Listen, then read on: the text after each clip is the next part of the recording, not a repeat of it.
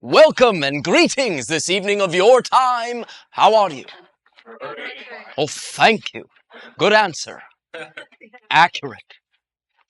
Allow me to express my undying, as you say, love unconditionally and appreciation to all of you. It is no accident that you are here this evening. In many ways, you may understand this to be a reunion of sorts. We have, in that sense, enjoyed interacting in this format through this channel for, as you say, several of your years. In that timing, this has allowed us to convey a body of information. That body of information in many ways for your foundational understanding, for your initiation, fundamentally speaking, is now in that sense complete.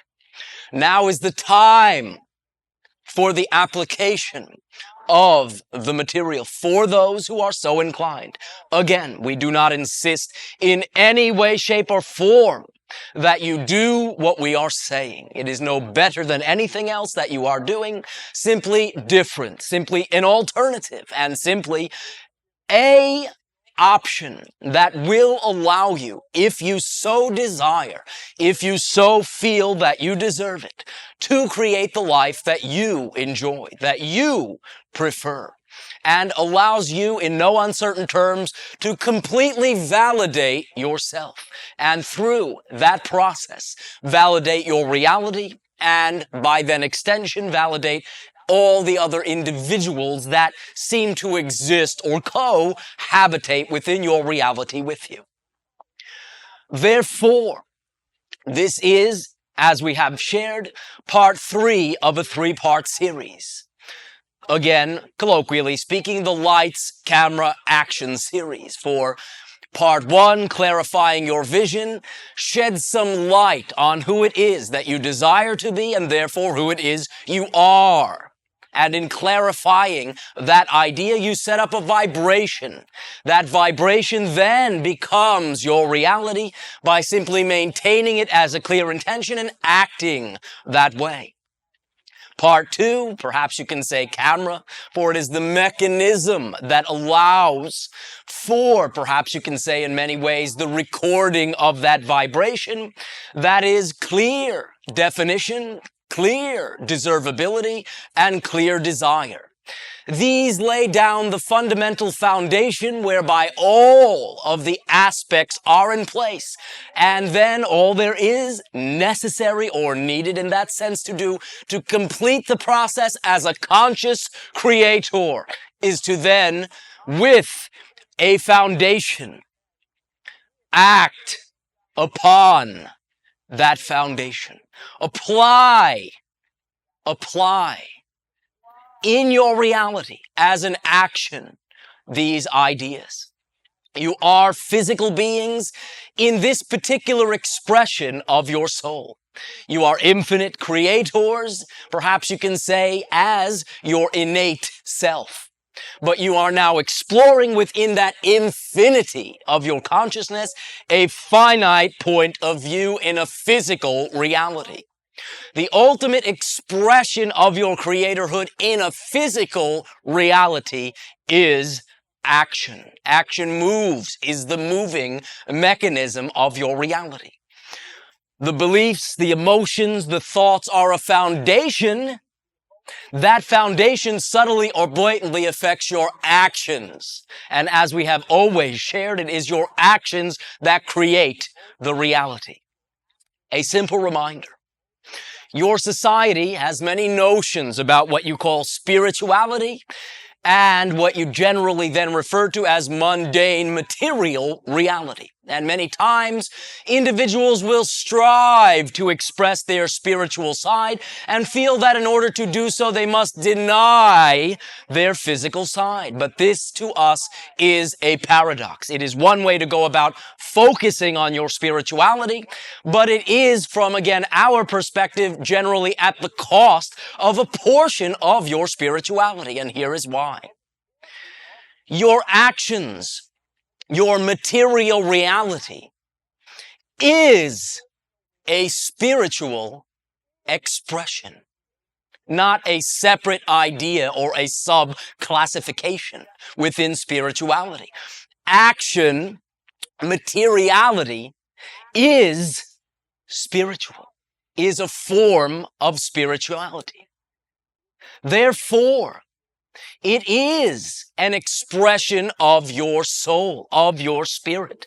And you need not deny yourself material existence, deny yourself action to obtain spiritual.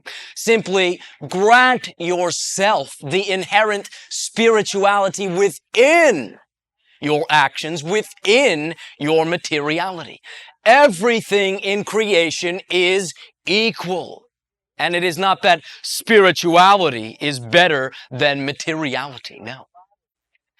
One is an expression of the other, and you can express consciously your actions, and consciously, shall I say, manipulate the materials of your reality with a spiritual attitude, not one at the cost of the other. In order to create in this reality, you must perform an action. You must do something. So another analogy that we have used, it is all well and good to have your head in the clouds, to think lofty thoughts, to ponder your spirituality. But it only becomes practical. It only becomes applicable and usable when, while your head is in those clouds, to keep your feet on the ground. And when we speak about grounding yourself, we simply mean, what can you do in any given moment from what is available, not what is not available. No matter what, your actions ultimately create your reality. You can always use your actions to tell and trace back to yourself what you must be thinking, feeling, and believing. For you always act like you believe something.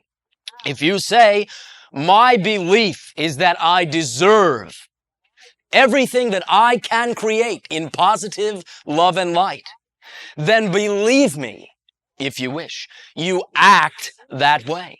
If you say, I do not deserve, you act like a person who does not deserve. Now, as I have shared, technically speaking, you contain both beliefs. I deserve, I do not deserve. You contain both of those beliefs. You are an expression of all that is. There is no outside. You contain it all.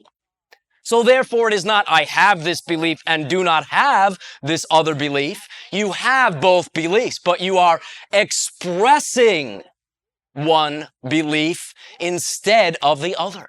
And that expression takes the form of action. You are either acting, using the aforementioned example, like a person who deserves, or acting like a person who does not. And there is no middle ground, one or the other.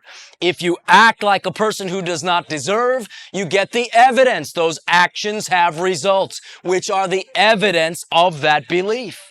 But if you simply allow yourself to see, allow yourself to project how a person who does deserve would act, and act that way instead, not denying that you have the unpreferred belief, but simply choosing the preferred belief, you can transform your life. Your actions create your life in a physical universe. Therefore, acting according to preference is one of the bottom lines of which we speak. And if you say, well, I can't do that, you are taking an action. You are continuing to perform the old unpreferred actions. It is not automatic. It is not something that happens to you. You are choosing to continue the things you do not prefer. You contain all beliefs. And what determines the result is which one you express through your actions. Actions are the bottom line. action in this particular physical universe, and there are many other universes in which this is not so much the emphasis, but is the bottom line. It is the primary mover, so to speak, of your reality. Therefore, begin to pay attention to your actions and begin to ask yourself if something non-preferred seems to be coming out of the neutral soup. What am I doing right now? How am I acting? Am I acting according to my preferred belief, or am I acting according to my non-preferred belief? I am definitely doing one or the other. So, allowing yourself to establish what you are already doing is step one. Owning what you are already doing. Then you can choose something else. If you do not own it, and if you then create an elaborate explanation of how it is happening to you, it is a habit. Oh, a habit is automatic. I can't help it. It is happening to me. Well, yes, a habit seems to be something which occurs automatically without thought. But once you think about it, once you define it as a habit, you are now conscious of it. And from that point forward, it is no longer a habit, even if you continue to do it. It is a choice. It is up to you. You are always acting one way or another. Always. So therefore, if you are getting non-preferred results in your life, look at your actions. Do not assume that doing the same thing over and over again, seemingly, will yield you a different result. No. What will yield you a different result is a new action. And what gives you a blueprint for the new action is your preferred beliefs, emotions, and thoughts. Begin to factor them in and begin to act according to preference. Act according to unconditional love. Act according to your excitement. In every given moment, there are generally in your finite creations just so many things that are available. Can I do something about this right now? No, that is not available. Can I do something about this right now? Yes, that is one of the options available in the moment. Allow yourself to remain grounded for what's available. If you begin to act and choose from what is available, you will begin to see a very, very extreme change in your life. For that is coming from a belief and assumption that I always have exactly what I need in any given moment, though perhaps now and then I may have to search out for it may not seem that obvious. Then you can apply your creativity to, again, seek and begin to examine more closely what is available. Well, is that available in the moment? No. It is something I wish to do. Is it available? No. Then it is not an option. I cannot act upon that thing. I would still like to do that thing. Therefore, I maintain it as a clear intention. And when it is one of the options, I know that that timing will be perfect. And that when I can act upon it, I will. That's all I need to know. That I still intend to do this, even though the reality is not presenting it at this time, and that when it comes along, I will act upon it. Your reality delivers to you on what perhaps you would call a silver platter, anything that you desire.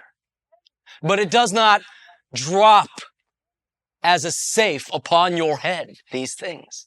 It provides situations, opportunities that if you act upon, if you continue the flow, if you continue the momentum, then you can have those things. Then you can create the methodology and the mechanism that will attract anything that you desire. It is completely up to you. The moment you let go of your clear intention, you've sold out, so to speak. That is the only time that you could, in that sense, not achieve your clear intention. When you let it go, when you allow the reality to talk you out of it. But your willingness to maintain the clear intention and act on what is available leads you to that clear intention, whether it is obvious or not. Because it also excites you. Anything that excites you in the moment has to do with any other thing that excites you, even if reality-wise it seems to have nothing to do with it. They are, again, akin to stepping stones. One stone seems to have nothing to do with one on the other end, but you must traverse one at a time in order to get to the other end, which makes it very integral, an integral part. Whatever excites you from what is available in any given moment is the path of least resistance to the overall thing that you intend to do and excites you, whether or not it is apparent. If you sit around spending the time lamenting that it is not available, then your action is lamentation, rather than continuing the flow of allowing your reality to flawlessly deliver to you opportunity after opportunity, advantage after advantage, coincidence after coincidence. Coincidence does not mean accidental. It means the many interwoven series of events that seem completely unrelated, but that are happening at the same time. The same incidents, same time. You are all on the threshold of the greatest transformation that you have individually and collectively ever witnessed upon the soul's life on this planet. The timing is key. The timing is essential. The timing of our, perhaps you may refer to it as a pullback, is essential. Now is the time to do. Now is the time to move. When you allow yourself to do so, you will shine. You will brilliantly shine as a beacon. You will attract around you a nucleus of new individuals. And this will be the beginning of, shall I say, fourth density mankind. But not by talking about it. The time for talking is over, or at least the time for only talking is over. The time for words is over. The time for action is nigh. And the essentialness of the timing will become apparent to you as you watch the face of your world begin to alter. Do not allow anything that you see to provide an excuse to create a negative transformation. Things may seem to be shaking up in a negative way. But I have shared also with you many times that as you expand, your awareness of positivity and negativity increases. So your experience of negativity, should you decide to follow your excitement, will be nil. But your awareness of it, for now, will be pervasive. Whatever you allow yourself to use as evidence will be up to you. But I simply say that no matter what is on your news, is on your media, is in your world scenario, a positive transformation is in full swing. Certain individuals will choose to express a portion of that transformation in negative terms. I need not tell you this, it is evident upon your planet. But your experience of it and your creation of an alternative bubble reality is one of the factors that will allow what you perceive to be your whole planet to transform in a positive way. Understand now more than ever in these interactions that you, each and every one of you, make a difference. Every one of you. The whole is profoundly affected by each and every one of you. And when you say, well, what can I possibly do about that? You then perform an action of a person who could not possibly do anything about it. And so then the results of those actions show you the evidence. See, I couldn't have helped it anyway. But this is natural. All beliefs have self-sustaining, self-perpetuating systems of logic, systems of evidence. So when you decide, I also contain the belief that I can do something about it, and I see if I am expressing that belief, I would act this way, and allow your imagination to provide how a person would act in that regard. Choosing the preferred actions changes the entire reality. Performing the same actions or similar seeming actions yields similar seeming results. The one time you enter a seemingly similar situation and do something different, you understand in no uncertain terms through the result that it is a completely different situation, and that the only thing that kept it seeming the same was your continual similar treatment of it. Now is the time for action. Now is the time for the application. You will be acting according to some belief. You always have. You are right now as we speak, so to speak, and will continue to. What I am sharing, what I am suggesting, is that you begin to be conscious about what you are doing. Nothing is automatic. The moment you are conscious of anything, it is no longer something lingering in a subconscious. It is something conscious which you now choose to do something about. Choosing to do nothing about it is one action and yields one result. But choosing to not settle for anything less and beginning to act on your excitement with integrity allows you to express your life in the most effortless way possible, with the most fruitful results representative of who you choose to be. Establishing your vision, establishing your excitement is only part of a process of recognition. Where that process grounds, where that process connects to your life, to your reality, to your daily life, is what you, and through what you do with all this. So I once again ask you to be cognizant of what you are doing. And if there is something that you are doing that you do not prefer, remember, you can do something else. One of the strongest tools that we have shared with you is an imagination template of the preferred you. The referential, preferential you is the, perhaps you can say, name that we have assigned. This is the you that is already the way that you prefer in your imagination. The reason for that tool is to provide a set of actions.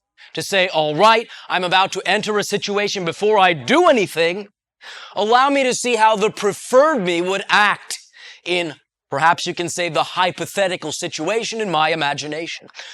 Allow the preferred you in your imagination to provide an alternate set of actions. It always will.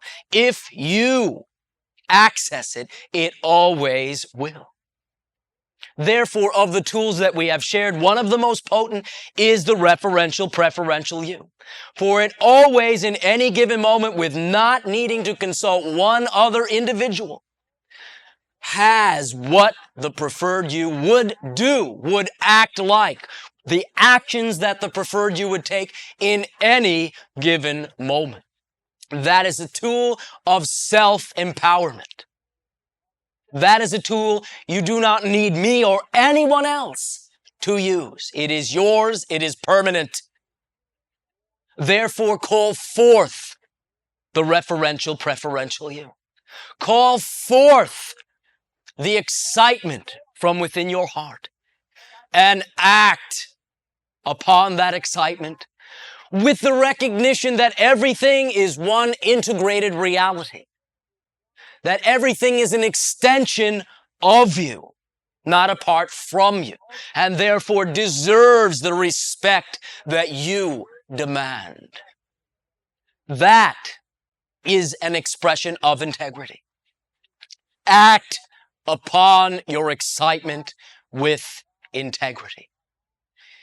If you were to now forget everything that we have ever shared, simply from this point forward, were you to allow yourself to see what is available in any given moment, choose with your excitement and act upon that option with integrity, all that we have shared and you had just forgotten will simply become obvious and evident. It is all an expression of following the message that your higher self always broadcasts to your physical self, your excitement. That is who you are, and acting upon it with integrity will allow everything else to be obvious, all questions to be answered. As you are now willing to apply the information, should you find, and many of you will collectively find, certain questions will come up. That is the level that we are now willing to function upon with you, whereby we can now extend the next level of support, but only according to your willingness to act. Therefore, in a sense, I am issuing you a healthy challenge to rise and act according to preference. Most or all of your questions will be answered. The ones that do come up are now what we are willing to discuss. You will find a fascination that perhaps you had not imagined in this process. Allow me to once again, and for the first time, thank you all, and again express my unconditional love and appreciation for your willingness to function through your inquisitive nature, through your willingness to accept other realities. Though I do not insist that you believe that I am who I say I am, I do understand that many of you do. And only simply because you feel that that is correct for you. For as I have said, I cannot now and would not even if I were able physically prove my existence to you at this timing because of the timing, but applying what we have been sharing will be your proof. It works 100%. That is the guarantee that I can give you.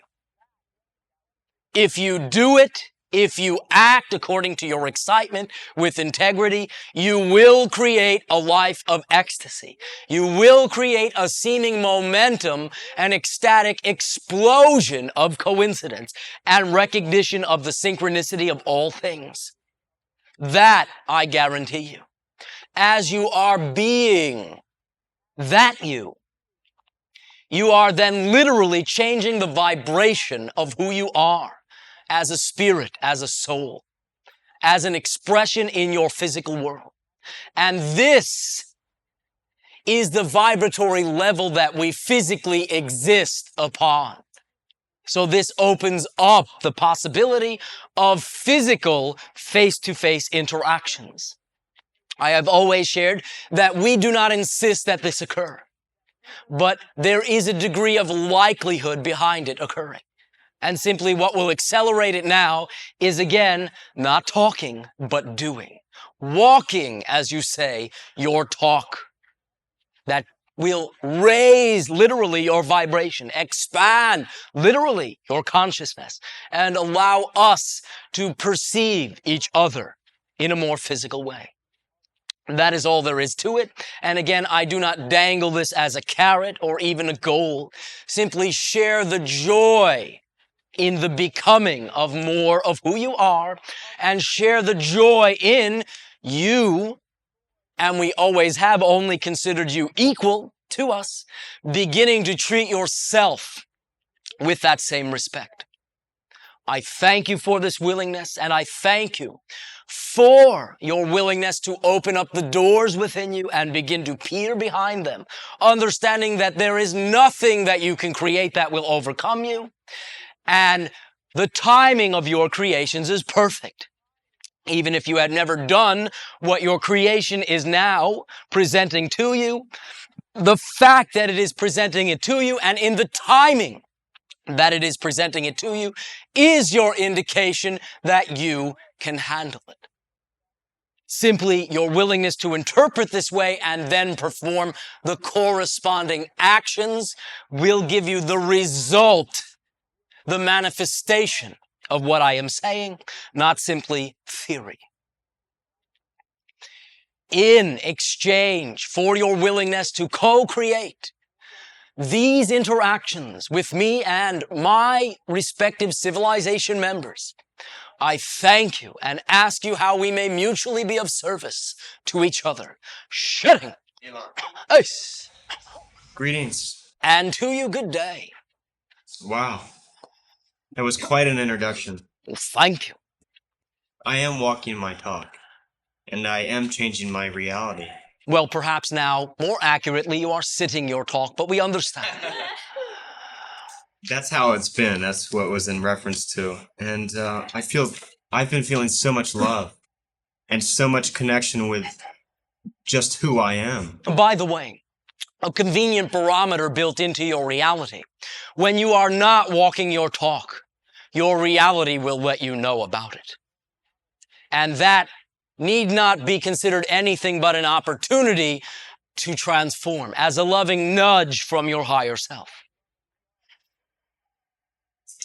Because I look at the people that I've been attracting to my life, and they're coming to me, and I don't need to talk.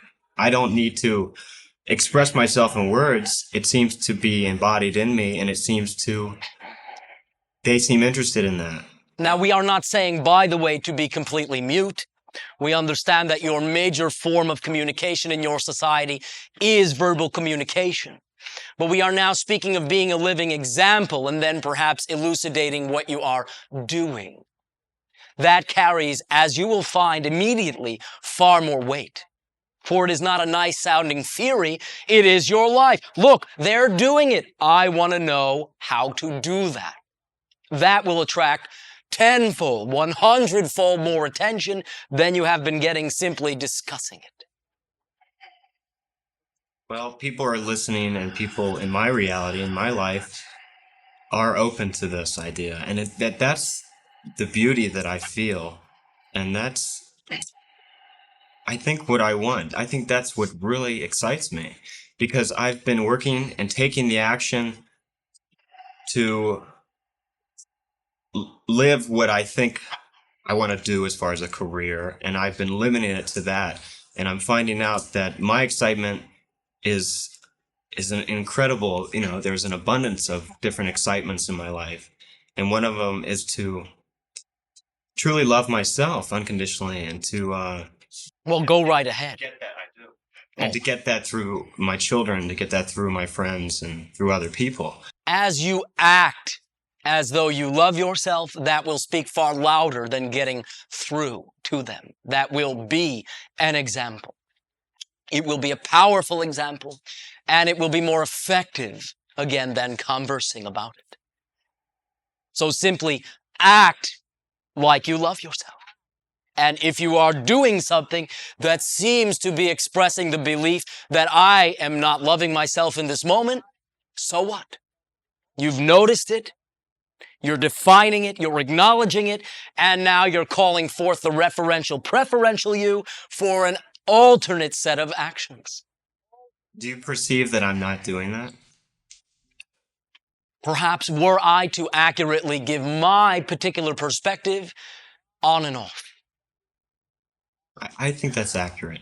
Oh, thank you. But the idea is that you need not berate yourself because of that. Rise to the level that you are already creating your reality according to preference and simply continue to expand doing so. Not harp on where you are no longer or where you have not done so and then judging yourself. The moment you are judging yourself, you are performing an action, but it is an action representative of the fact that you are not unconditionally loving yourself in that moment. Fine. Realize that. Perhaps watch yourself for a moment, do that, and perhaps you will then feel that it is no longer representative of who you are. Judgment is the action of self-invalidation. So therefore, when you find yourself judging, understand which belief you are expressing and remind yourself what you prefer to express. That will be of assistance. I don't feel myself. I've learned how not to judge myself. And I'm wondering what it is you're saying, because it's... I am referring to where you still do. Mhm. I am not in any way passing judgment upon that judgment, simply pointing out that that is an example of when I had said on and off the off. Mhm. And not necessarily utilizing you as an example, but what I am saying applies to all that is present.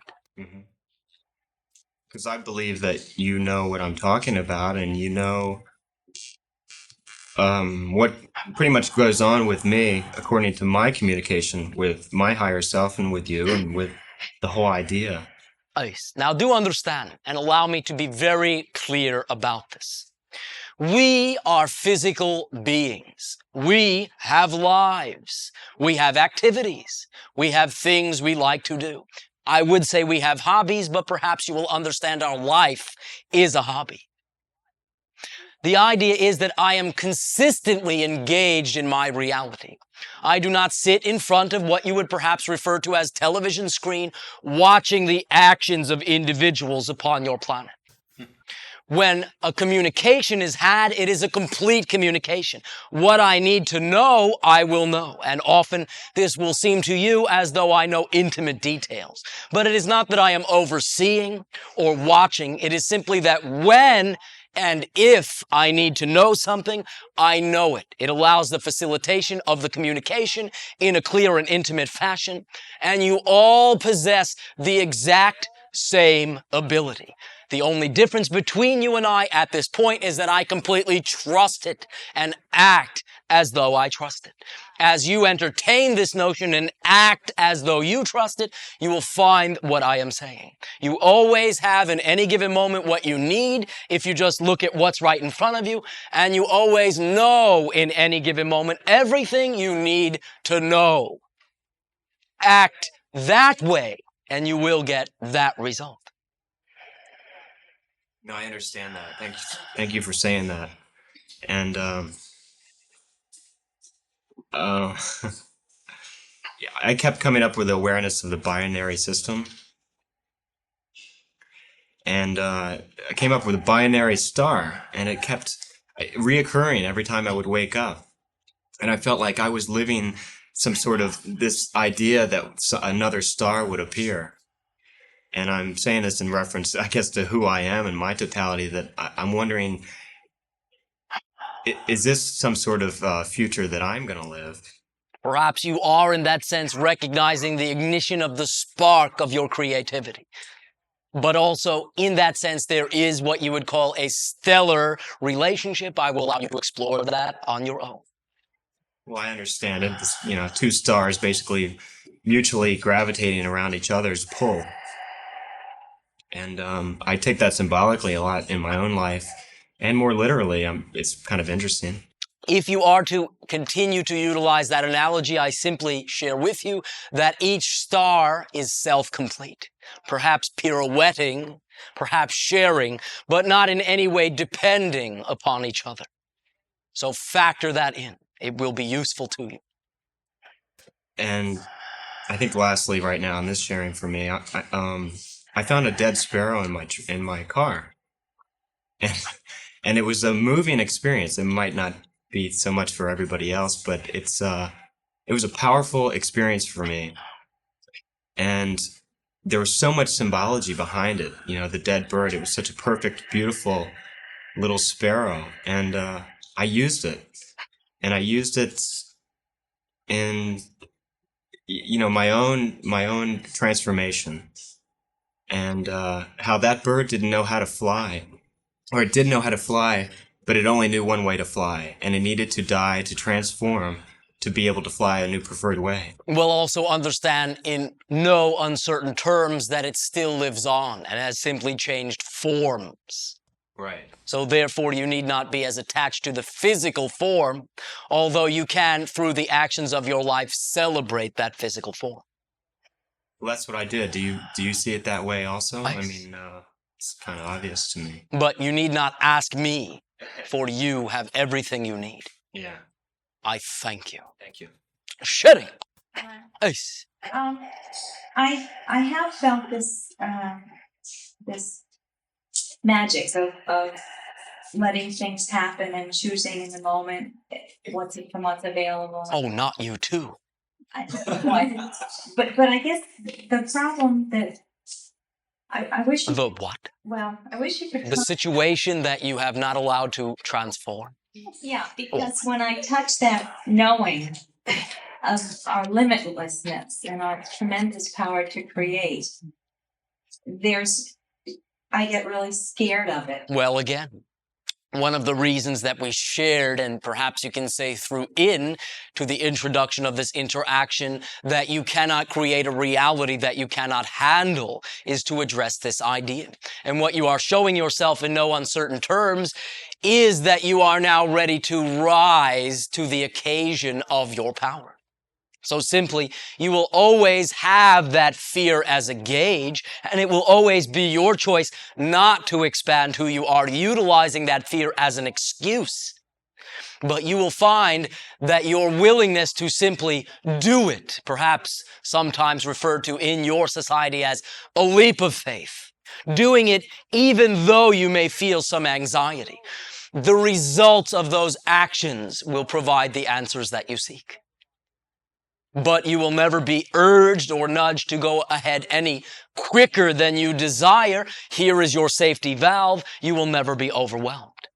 So simply trust your timing, trust how you feel, and allow yourself to glean if that anxiety is simply an indication of that the timing is not yet, or if it is an indication of your continuing to buy into the fact that your power can overcome you, which it cannot. Where does that come from? Is that my own personal belief system? Your societal approach to what you call your power is generally to have bought into assuming that you have very little power, that the power exists outside of you. So when individuals begin to understand that the power that they have seen around them in its magnificence and grandeur actually emanates from them, then from the old perspective's point of view, it can seem a bit overwhelming. But you are acclimatizing on a gradient, and simply your willingness to, as I have said, dive into it, jump into it, and just do it will, in that sense, show you when you get a result that the anxiety was foundless. Well, thank you. Oh, thank you. I have done nothing. Is that all? Yes. I thank you. Sharing. Elan? Female. Oh, there's someone else. Okay. As you may remember, I sold a house a year ago, power house, and was meant to go away, but did a whole lot of other things and a lot of growing. And now I'm kind of ready to move out of this area and revise my book that's been overdue for many years. No. It has been exactly on schedule. Great. I'm glad. Do not produce an anxiety-ridden belief. I'm glad you say that. So, Obviously, by the way. thank you. And so it seems like the West Coast or Santa Fe is my direction. And I was wondering if you could give kind of a confirmation of what state, or if that sounds good to you, Santa Fe. And My simple suggestion is have a nice trip. of course, another thing is driving a car out there alone. Would that be too dangerous for me to go? Oh, I don't know. What do you think? How will you act? Better drive carefully. Well, That tentative nature, that tentative approach is an action, yes, but it is an action presupposing that something can come in there and get you. Okay. Remember, a defense is a supposition of an attack. Therefore, is the same as saying you believe an attack is most imminent. Simply relax into who you are, understanding that you have everything that you need and understanding that your timing is perfect. Also allow the feedback of your physical reality to be obvious. And if you feel, perhaps this neighborhood is not the neighborhood I feel that I should drive through, trust it. Okay.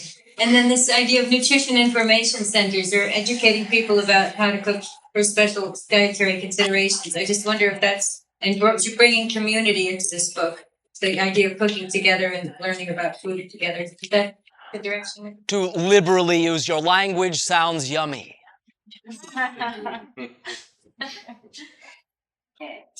So, any other suggestions on how I can prepare for this independent step?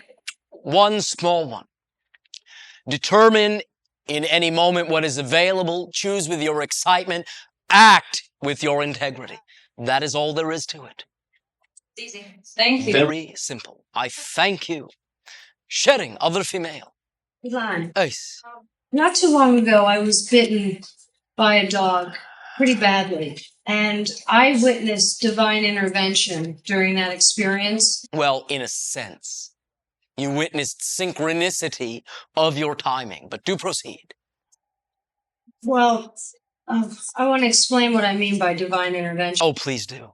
When this dog attacked me, I mean, it was an attack, and after he bit me, he literally walked away. And are you familiar with what Goofy, our cartoon character? Fascinating.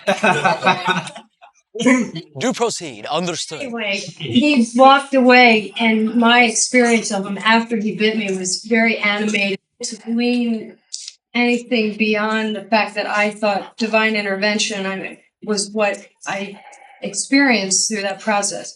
And I was wondering if there is something more symbolic about that experience and why I would attract that type of experience. Well, a few ideas. Understand again, you are a facet, an expression of all that is. All that is need not be viewed as something separate, which then needs to intervene in your affairs.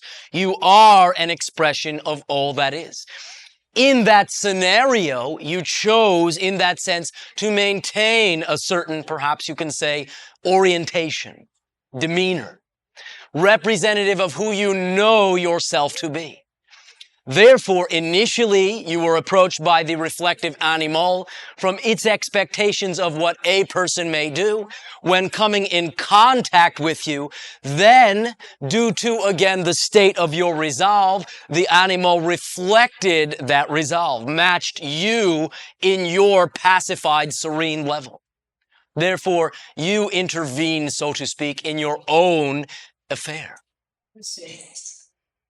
Now, I bring this back to you, for you need not, in that sense, again, assign an external credit. You get all the credit.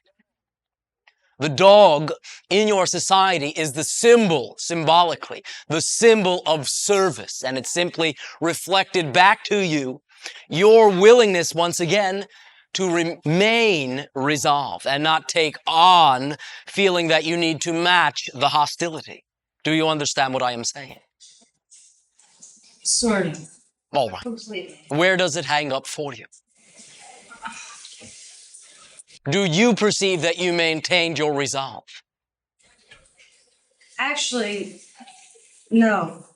I perceive that my guides intervened. All right. Now you have two possible explanations to ponder. Is there something else you wish to pursue in this regard? Well, not if that was it. My point to you is that you have done it all. There is, as you say, guide consciousness.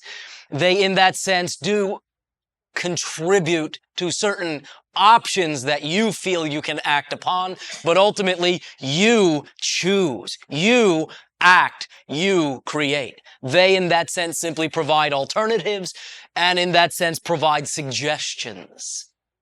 But you, in choosing from the plethora of alternatives and suggestions, are the ultimate prime mover of your own reality. Therefore, again, our tendency is not to label it as divine intervention, simply you redefining how you will create your reality and allowing the symbol of service to reflect that back to you. Does that make more sense? Oh, thank you. Thank you. Is that all? Yes, please. I thank you. Shutting.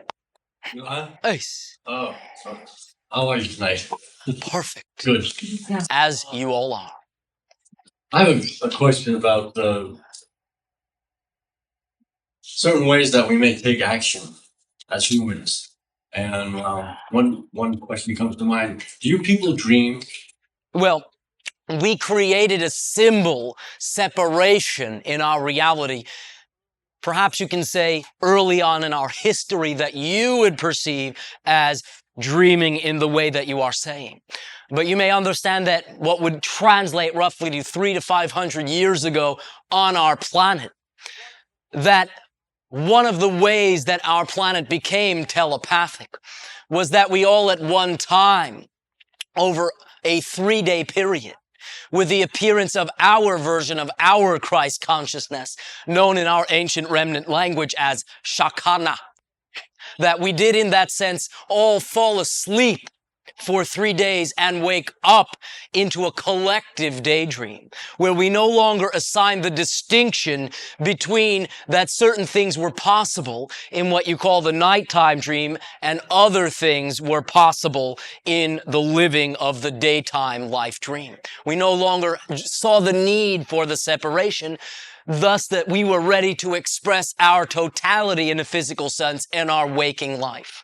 So to answer your question, we no longer create the separation. It helps you to act and move into a different area. It allowed us in that sense to understand in no uncertain terms that there is more to our consciousness than what we perceived at that time was our waking consciousness. And similar, it provides that service to you. You are such a multidimensional being that in choosing to experience a finite reality such as this, you provide periods of time to touch into more of that totality, which you in that sense then express as nighttime dream reality. They, in that sense, those realities that you create and experience from our perspective are just as real as this reality. Some of them will represent realities close to this one. They will be the things that you seem to wake up with as a memory.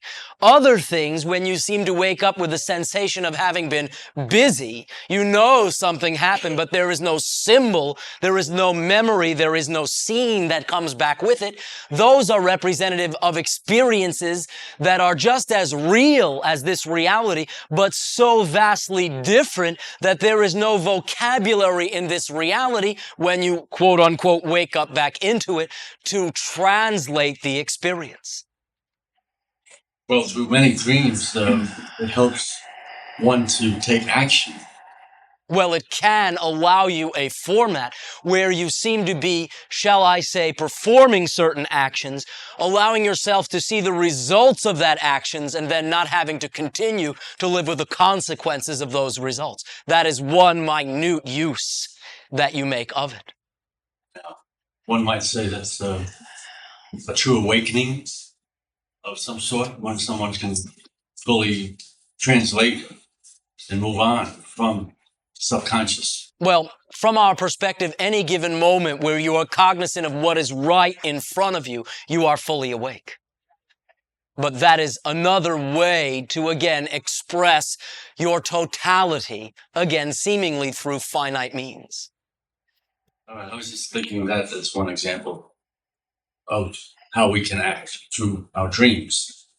Well, yes, but what I am strictly speaking of is your actions in your waking dream, in your life. For that is what will have a result and an effect that you can see and experience in your waking life. The other dream in that sense, again, may provide the opportunity to experience alternatives. But then when you quote unquote wake up into this dream, it will always be up to you as to what you do and the result you then receive in this waking dream. I understand. Well, I guess that's all I want to talk about. Oh, thank you. Shutting. Elan. Ace, male, then female. Yes, Elan, greetings. It's been a time since I've conversed with you. Ace, you have in that sense been involved with action. Yes, action. We thank you. Yes, well, I felt a little nudging at the last session I came, and I felt it was timely for me to pursue action. Ace. So I did have a clear understanding, I felt, of the words, the deeds they were necessary to put in progress. Well, we thank you for the allowance of a reinforcement. So today I had what I considered a breakthrough for myself in freeing up parts of my nature so that I can act more freely. And I want to share that because it may be of service to others. Oh, do share, and I guarantee you that it will. The nature of this is to have my allowance of my more aggressive side of my nature, which I have maybe labeled negative previously, to assert for myself what I want and what I prefer in my relationships with other people around me. And this comes out of like where I'm in a situation where I have an agreement with someone who doesn't match their part of the agreement, or they do something that is not in agreement with what we have, that I have the right to speak up for myself, that I have the right to put out for what I want. Thank you. Now you can always do so in a loving way. Yes. And your willingness to be that creative will then give you the more preferred effect by not putting the other individual on the quote-unquote defensive. Well, I think I've always had the belief system that if someone is doing something seemingly to me, It must be a confront, yes. it's a confront, or it's an automatic situation where I am the victim. This should not be happening. Whereas now I'm beginning to see that I am not the victim. This should be happening. And it allows a more playful side of me to jump into the interaction as a sport, as a competition, where I can untie my hands from the sense of that I'm a victim. Understanding that you did the original binding, but do proceed. Yes, that I've done the original binding, or that this person has done something wrong to me that I need to pummel them for, which has never seemed attractive to me. Ah, pummel, all right. Yes. We do a lot of that on this planet to each other. All right, perhaps no longer, but I understand.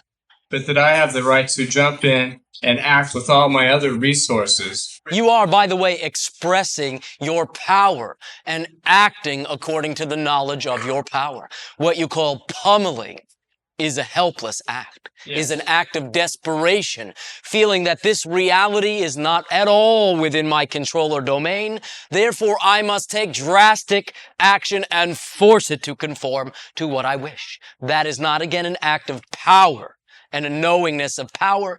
It is an expression of helplessness. Well, I look at our world situation in countries like Bosnia, where I see things where seemingly people are doing things that they shouldn't be doing to other people. And I'm beginning to see there is a way of not matching that energy, but providing your own vision of what you prefer this relationship to be between individuals or countries, that there's a different way of reacting, which is not of being a victim and not of wanting to destroy the other one, but wanting to assert, this is what I want in our relationship, and I stand for that. Well, thank you. And You are doing just fine and are a living example of what we are sharing. You will find, though, again, due to what you are colloquially referring to as a breakthrough, that your ability to do so will, from this point forward, be enhanced. And again, as a simple reminder and suggestion, your willingness to assert who you are is all well and good. Your willingness to do so in a loving way is the expression of your complete understanding of your power. Unconditional love and expressing unconditional love is acting from your power. Thank you very much. Oh, thank you. Is that all? I believe so. All right. We thank you for your shining example. Female. My greetings to all of you. And to all of you as well. First, let me ask you. You just mentioned to Norman's question that you fell asleep for 3 days, and that happened about 300 to 500 years back. Approximately. I was thinking that is happening in our now. Well, in a sense, you may understand that you have already had manifestations of the coming of your Christ consciousness. And as I have shared before, and do not mean derogatorily, perhaps you will understand one of the differences is that when ours was presented, we listened. But you may also understand once again that how the Christ consciousness is now arising, so to speak, again, is not through a single individual, but through all of you collectively. And there will be a joy in the sharing of this collective unfoldment that will be distinctly different from our experience and unique to your own. Right. I was thinking of the time, the chronological time. Well, it is occurring now. It is occurring as you speak. Each time you perform an unconditionally loving act, you are expressing the Christ consciousness within you. It is that simple. Therefore, when you are acting that way, you are being that style of integrated being. When you are acting another way, you are expressing a reciprocal belief. But it is always your option in any given moment to unconditionally love yourself, unconditionally love those that you are interacting with, and therefore express the Christ consciousness. It is not something you need to connect to or go to the store and get. It is something you contain and is an option to express, like all beliefs within you. Right. My observation was that it's happening on both planets at the same time in a way. In what way? There are differences in our physical timing. If you're in our future, about 300 to 500 years, in our future, then this gets very confusing. For again, our time stream functions approximately 10 times faster than your own. You are assuming again a one-to-one correspondence in the ticking, so to speak, of the clock. Now we have no clocks, but understanding as an analogy, there is simply no continuity or parallelism of the time frame. So it is not completely accurate to say that. All right, so I'll come to my real question. Oh, thank you. Perhaps these were the fake questions. I would like to discuss trust a little bit more. Well, all right. It's kind of, my question is in three parts, kind of, but they are all connected. So I was wondering if I could say all of it first, if that works. Do proceed. In employing the clear intention, 3Ds, and the action approach, the hanger by experiences with the factor of probability, and the answer I come up with for that is trust. You have said this very emphatically many times that is what you have at all times. Are you talking about a blind trust? No. Oh, no. When you live your reality according to preference, when you act according to your excitement, you get results. And those results provide the evidence that functioning that way is just as valid as any of the other ways we function. Everything I have ever done has always had a preferred result. Therefore, it is not a blind trust to assume that it will continue to do so. It is simply my choice and my experience. Okay, my feeling is we all have an inner trust at times, and in those cases, of course, we don't need to trust, we don't need to re-trust, we are full of it. At times, I just have that confidence, I know that I'm on the right track. I don't decide to trust, it's all. But when you are thinking that you are on the wrong track, you are still trusting. You are trusting that you are on the wrong track. So you always trust in something. And trust is not something you need to build or exercise. It is always, ever present. So it is a matter of seeing, what am I trusting in? Do I wish to continue to trust in this? Not mustering up all this faith and trust. It's already there. Right. When I don't have that trust, I don't know where to place my trust.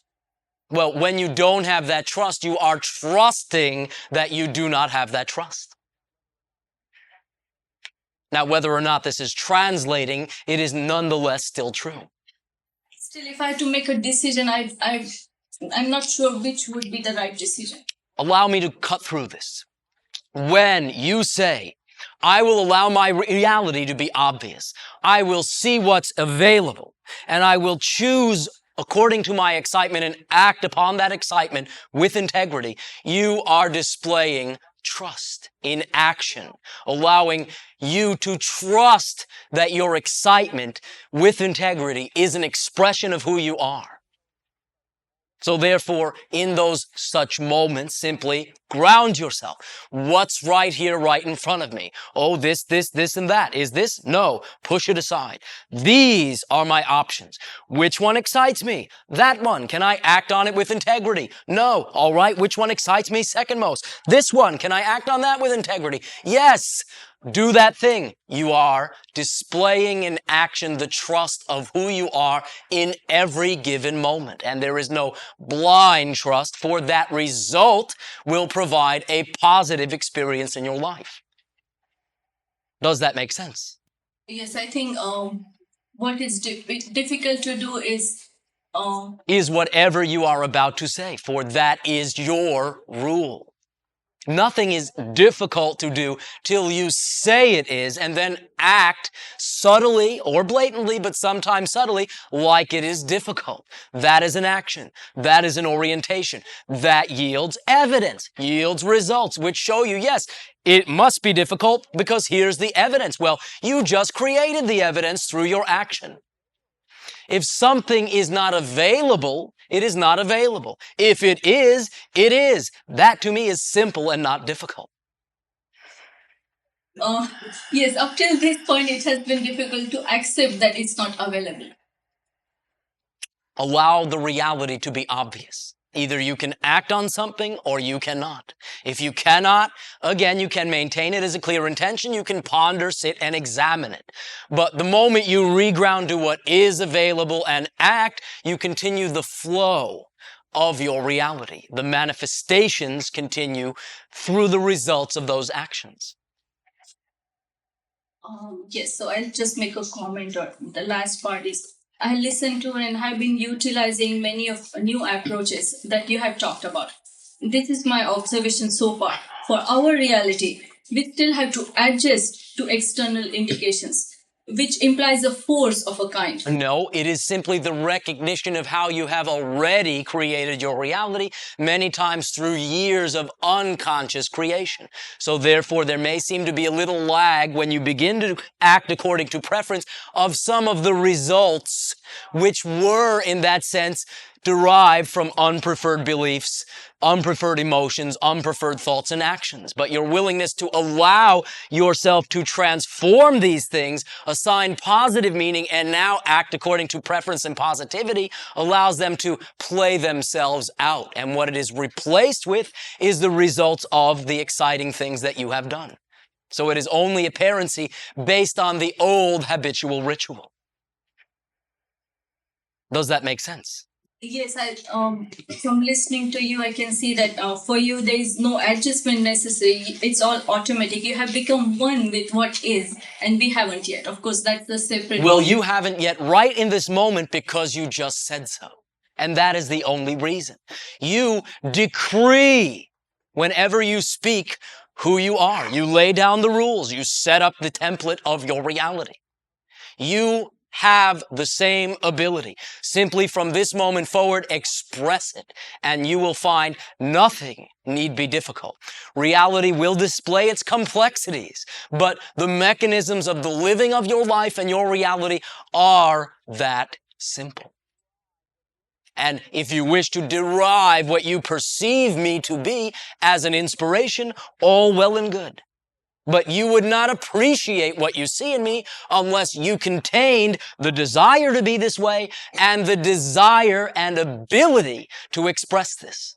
So use the inspiration that you are inspired by it to tell you that you contain it. And decide, be conscious from this moment forward. Anything from this moment forward is only difficult because you say so. I'm going to word it in a different way. It's not difficult. It's very fascinating. It's exciting, and I'm doing it. And sometimes I don't do it, but I'm doing it most of the time. Well, understand when you quote unquote don't do it, you are doing something in its place, and that is yielding a result. So perhaps it peppers the soup a little bit, but you can continue from this moment forward to just decide to be the person that you prefer to be. 3 steps.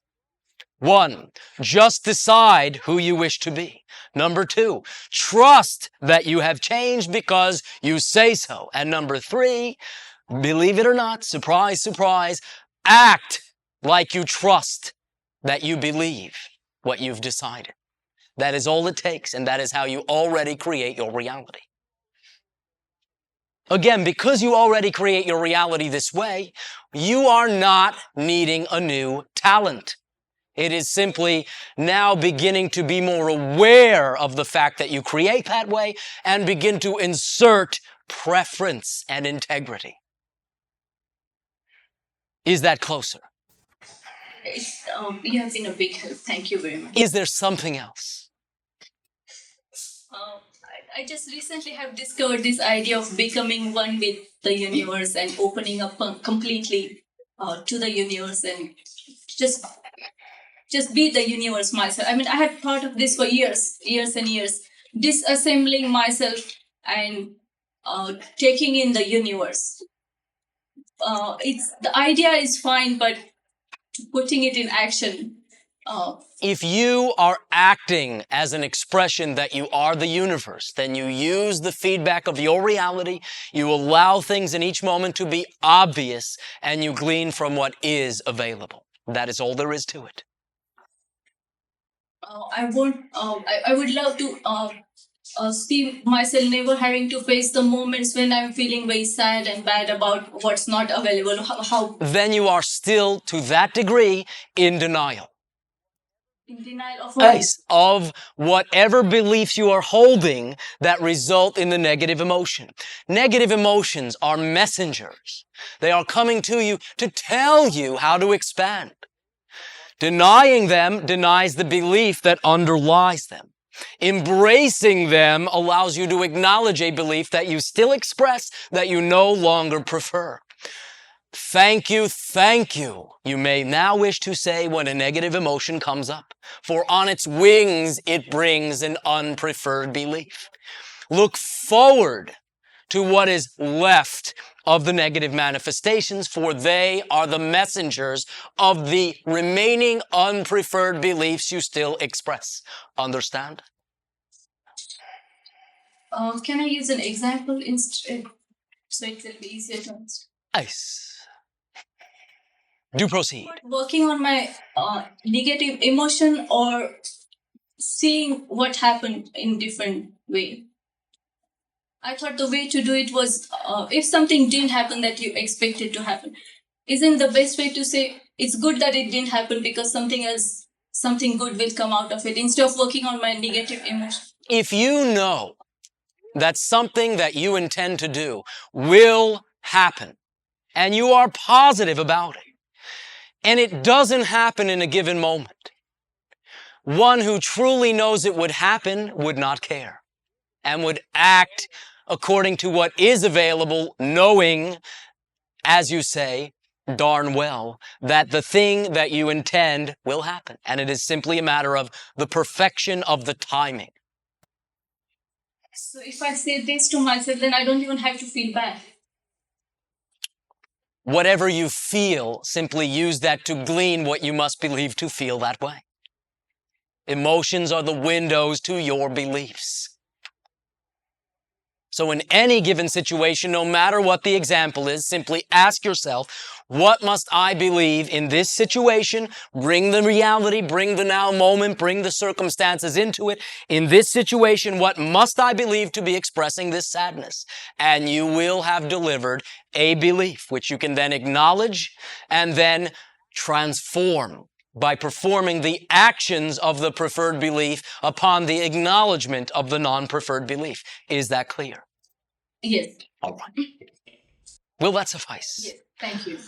You may all pause for a short break of 10 to 15 minutes of your counting. We will resume contact at that timing.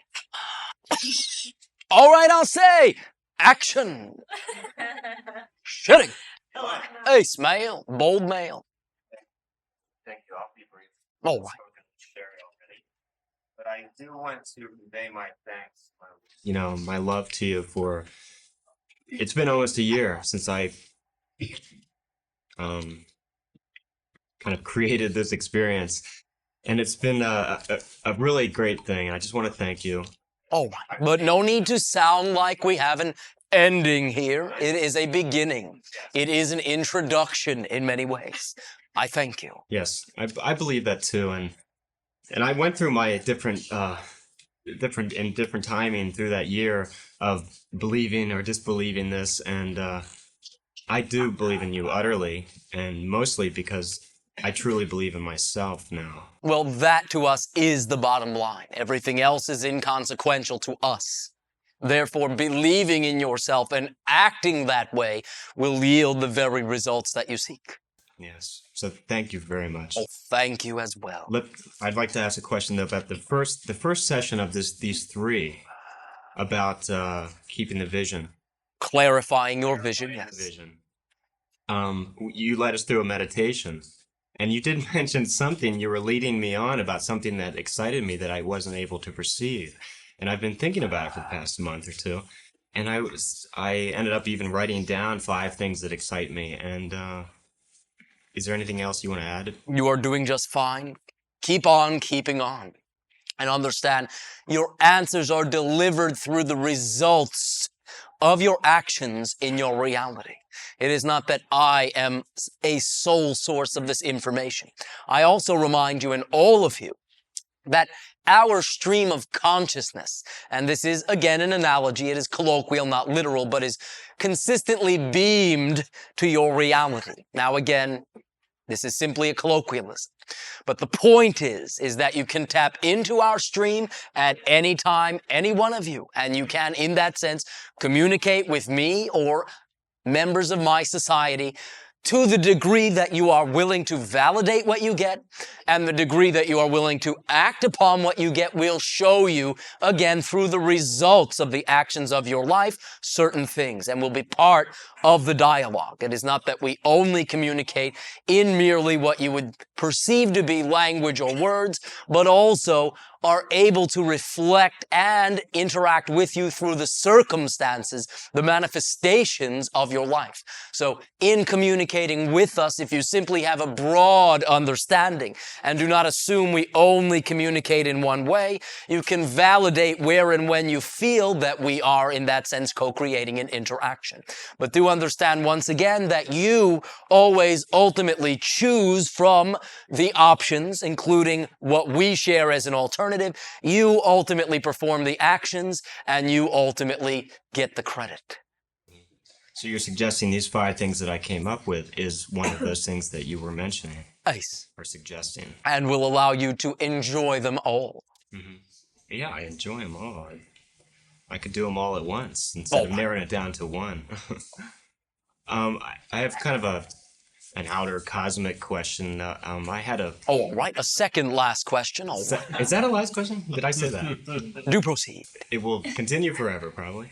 But I had this so-called visitation through a visualization of You Are Home tape. And I perceived I went to a spaceship, a mothercraft, and I was led very quickly, or pointed in a direction by you, I think, to a corridor that I was able to see the star systems, and it was a lot of details to it. But in essence, I was led to a conference room, so to speak, that was meant for visiting societies as my own and someone else. And I perceived Syrian society once again, which always pops up in my relationships with them. Well, trust that. I know. And I came into this white light, this room, and I perceived these vertical beams of light, very clear. And I know that the information that they shared was very important. I don't remember, or I'm not clear on what it is. Again, only as important as it is useful and practical in your reality.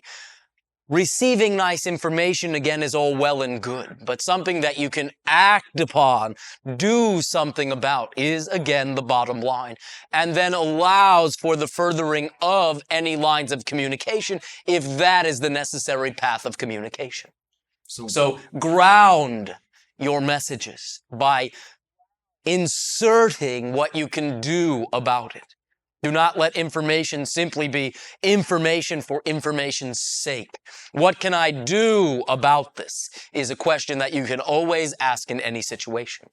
Well, I'm asking you now, what can I do with that You are kind of asking me about doing something from information from another source, which you can then simply ask the source directly. And that then puts you in the position to trust what you are getting or trust that you are not getting the right thing. Therefore, go with it. Go with the source that you are sharing. Do not ask me about that.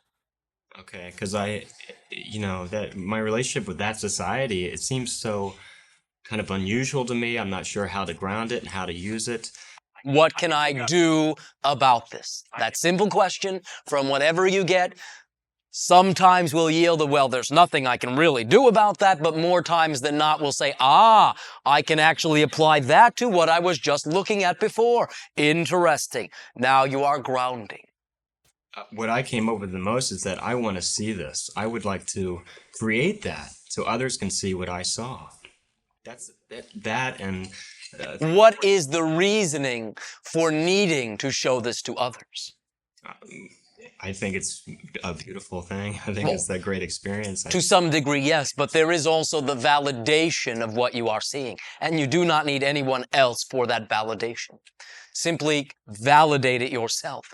Share your version of it, and then those that are so attracted will then allow themselves to achieve a receptive state for similar types of experience.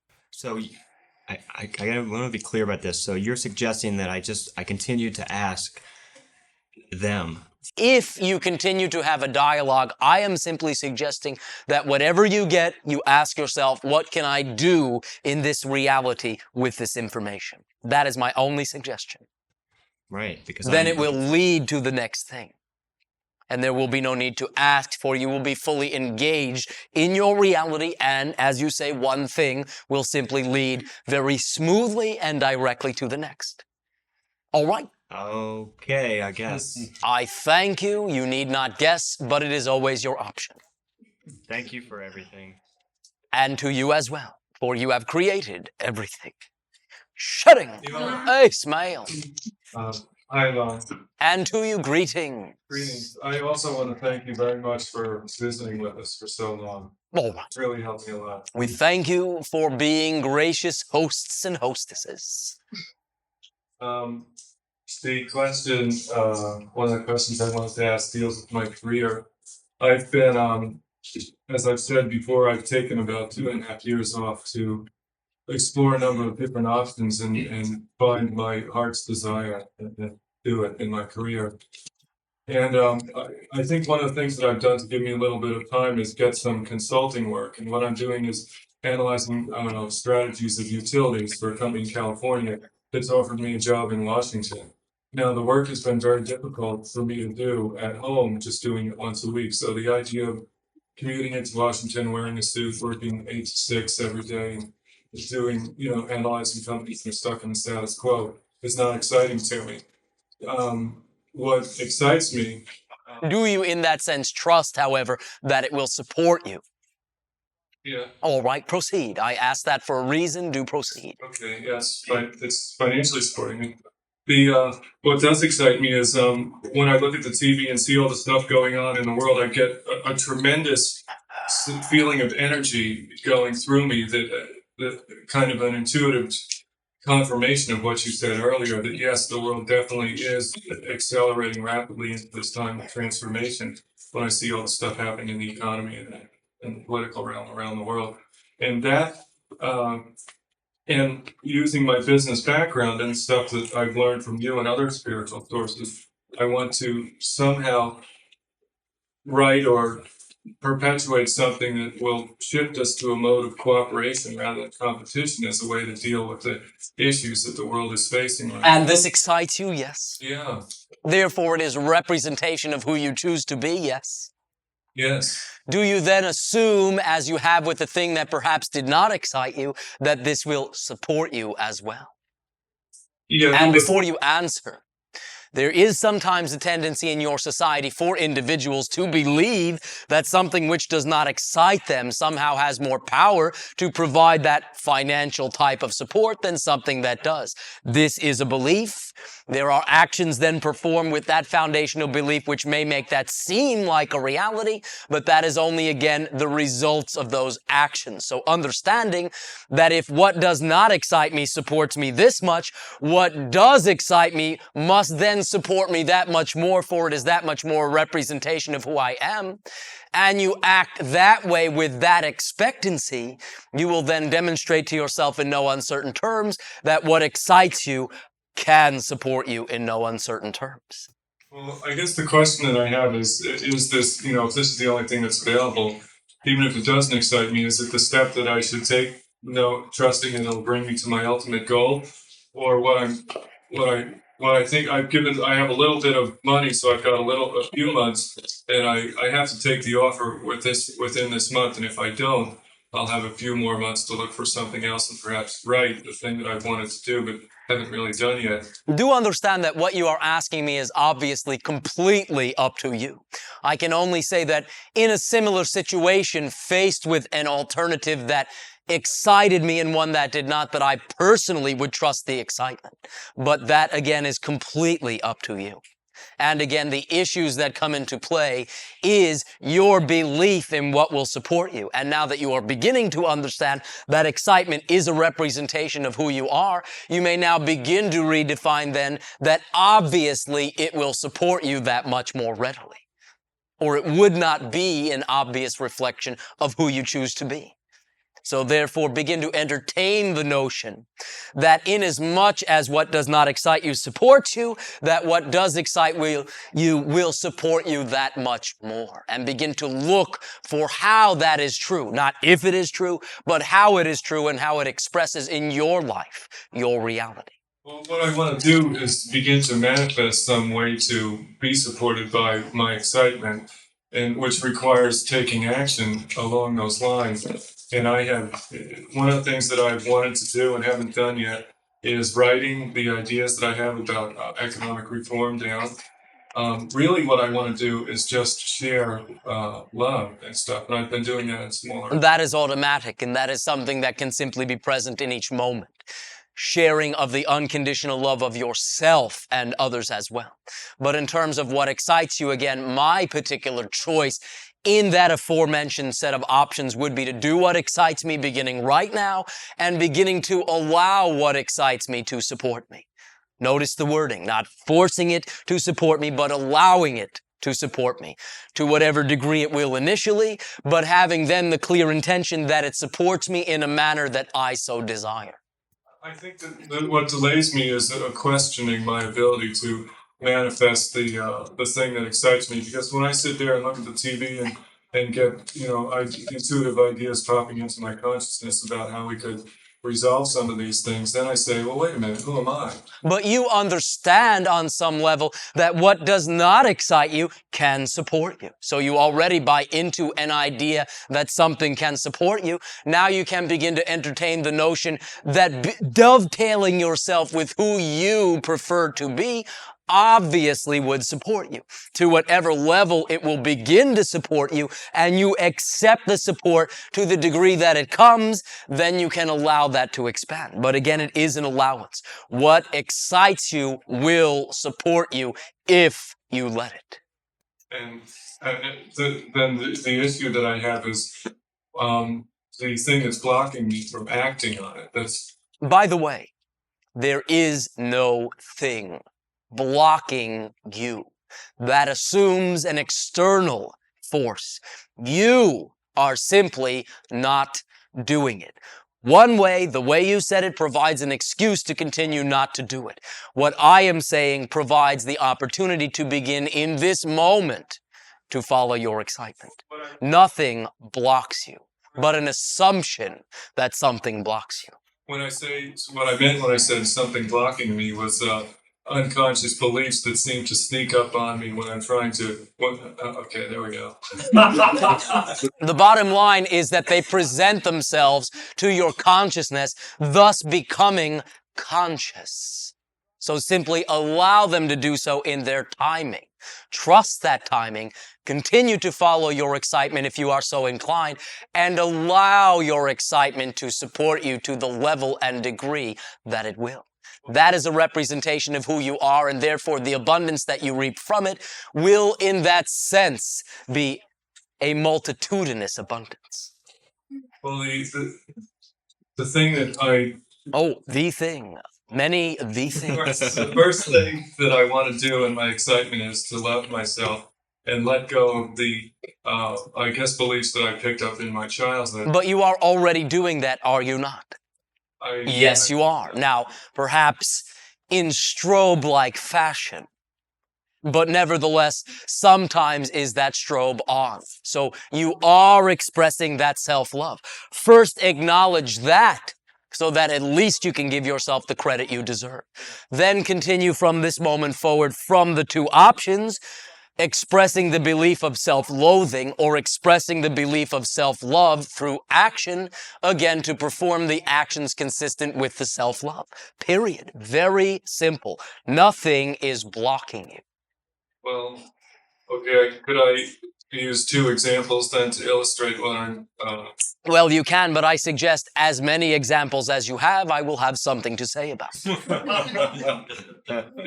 first one is I was at the gym today, and for the second time I saw this lady who I had a strongly negative reaction to, more so than I've ever had to anyone else, and it really confused me. I obviously didn't like it, and I wondered if I had some kind of past life experience, and I sat there thinking about it.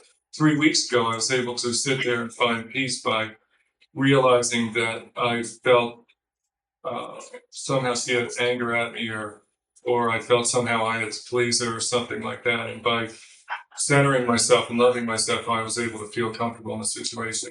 I didn't do as well today, but I think the connection I made today is it was a similar feeling, though more conscious, that I have towards my mother. Oh.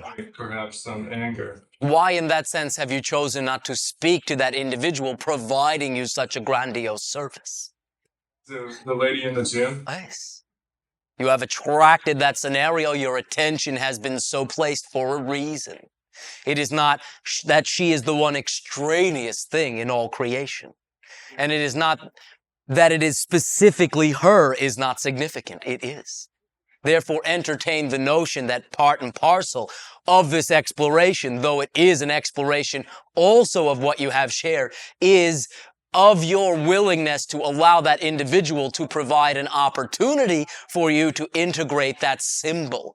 So regardless of how you feel about your mother, your actions with this individual will be representative of the actions of an individual with self-love. And the resolve that you will feel in interacting with her will actually seem to have a retroactive effect to what you perceive to be the reaction from the mother. For now, you are exercising the option to do something about it, where back then you did not.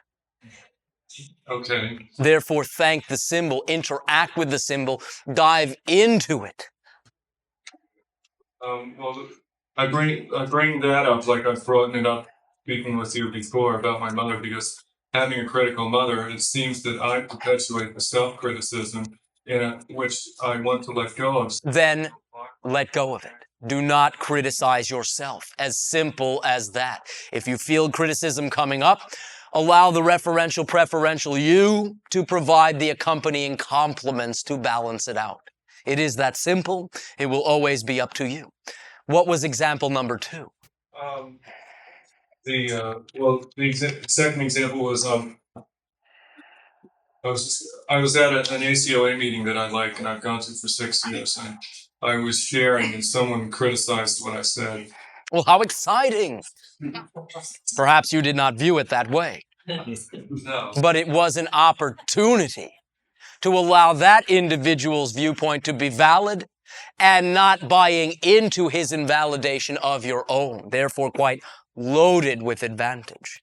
Well, I found myself obsessing about it for a couple of days and using my imagination. By the way, the moment that you felt the judgment from that individual, you only felt it and only can feel your version of it. You did not feel the individual's judgment. The individual's mouth was moving, words were coming out, perhaps you can say with no inherent meaning. You assigned the meaning and assigned that the meaning had a particular spin to it. You created your reaction to that spin, but that reaction was to your matching of that judgment. A wonderful opportunity, again, suggests that you thank the individual who did so and simply understand that individuals are entitled to their opinion. If their opinion is different than yours, they are still entitled to it. And if you do not agree with what they are saying in criticizing you, you will not feel anything. And it will simply be a statement made by someone with no charge upon it. I'm going to a family reunion. I'm going to see my mother there next week. Before you proceed, both these instances left you with the opportunity to act. Opportunity 1, act with the female individual. Opportunity 2, interact with the criticizer. That is where you always can do something. You will create a similar scenario with either the same or different individuals, and this time we'll have a tendency toward interacting with them, diving into it. Well, this individual is here for a reason, saying what they are saying for a reason. I will interact with them, assuming that they are here for a reason. Therefore, you have some homework, perhaps you can say. Yeah, okay. Do you understand what I am saying? To interact with them in a loving way. To understand that nothing stops you from acting. Nothing prevents you, nothing is blocking your actions. And those actions can be incident specific to that incident. Someone speaks to you, reminds you of your mother, berating you. Speak to that individual, not your mother. Your mother's not there. Be here, be now. That individual is there for a reason. Your willingness to, as you say, grab the, shall I say, brass ring by the handle and use what you have created as an obvious reflection of something that will allow you to integrate parts within you that you still create as separate parts, allows you to move in any situation. Nothing blocks you, nothing stops you, and from this moment forward, I assume one of the options will be to interact with these individuals. Interact in a way that kind of validates their right to have their own opinion. But also then allows you to assert to yourself and to others who you are in a loving way. That's the question. How do I interact with them in a loving way when my feelings are hurt? Your feelings are hurt because you are matching their criticism. First, you forgive yourself, not blame them. When you forgive yourself, it will be quite simple to interact with them. And it will also be apparent upon forgiving yourself that they did nothing to you. You did it all. And therefore, they provided a service. When you, in perceiving you are judged, match that judgment and feel judged, and then forgive yourself and cease judging yourself, you will feel appreciation toward the individual doing the judging. Forgive yourself in the moment. Unconditional love means no conditions upon yourself either. Okay. Therefore, nothing blocks you, and from this point forward, just decide, trust what you believe, act as though you trust what you believe, act, move, interact, talk, but act. Okay. I want to get married soon and have children. but I've been afraid that I'm feeling trapped or maybe wanting to leave after a while. Well, you can't have it both ways. So therefore understand that you are expressing beliefs which may be, shall I say, conflicted with each other, and simply make up your mind. That is the degree of power that you have to decide your reality. My fear is that undealt with unconscious stuff will come up and thwart my consciousness. Well, yes, emotions will come up from beliefs which you unconsciously hold. But when you ask yourself, what must I believe to feel this? And you say, I must believe that. The moment you say, I must believe that, it is no longer an unconscious belief. You are now conscious of it and have allowed what used to be a miserable emotion in your way to deliver it to you. Be willing to be that honest with yourself. Do not be afraid of what is in your subconscious. Embrace and welcome it, and then when it presents itself, decide whether it is still representative of who you are or not. But remember, when you know what you believe, it is no longer unconscious. All right? Yes. Well, I think the thing that blocks me is residual stuff with my mother. The thing that blocks you is you, and the definition that something blocks you. Something your mother said to you years ago has no effect on you whatsoever until you buy into that it does and create the effect through action. That has nothing to do with what is actually going on. You are using that as an excuse, so simply allow yourself to release it. There is nothing there. You are at ground zero. You all are. Here and now is the only time there is. In the here, in the now, you have everything you need. Act or don't act. That is all there is to it. Do not blame your actions or your willingness or unwillingness to act on something in the past, for the only thing that seems to create that relationship is you're blaming it on the past and then acting like the past has some effect on you. So then, yes, it seems to have that effect. But that's the only reason, not because the past actually has that effect. Okay. Well, I want to somehow find peace in that relationship, and I'm going to see her this weekend. All right, but I remind you, find the peace that exists within you. There is no external tumult and no external peace. It is internal tumult reflected outwardly, internal peace reflected outwardly. Find the peace within you. Interact with her from the center of that inner peace. Then you will recreate the definition of your relationship. And should she, in that new definition, feel the need to be critical, you will not buy into it. It will not affect you. You will respond differently because you are acting like a person not affected. She will no longer have her feedback, and she will no longer, shall I say, get satisfaction from the criticism, which, by the way, would only be so forthcoming from her to you if she criticizes herself to the same degree. So have the compassion for what she is creating to go through rather than feeling the defensive. Understand? Yes. You are and have gotten this. Allow it to sink in and allow your actions to reflect it. Then you will experience what I am saying rather than think about it. No need to thank me. However, you're welcome. I thank you.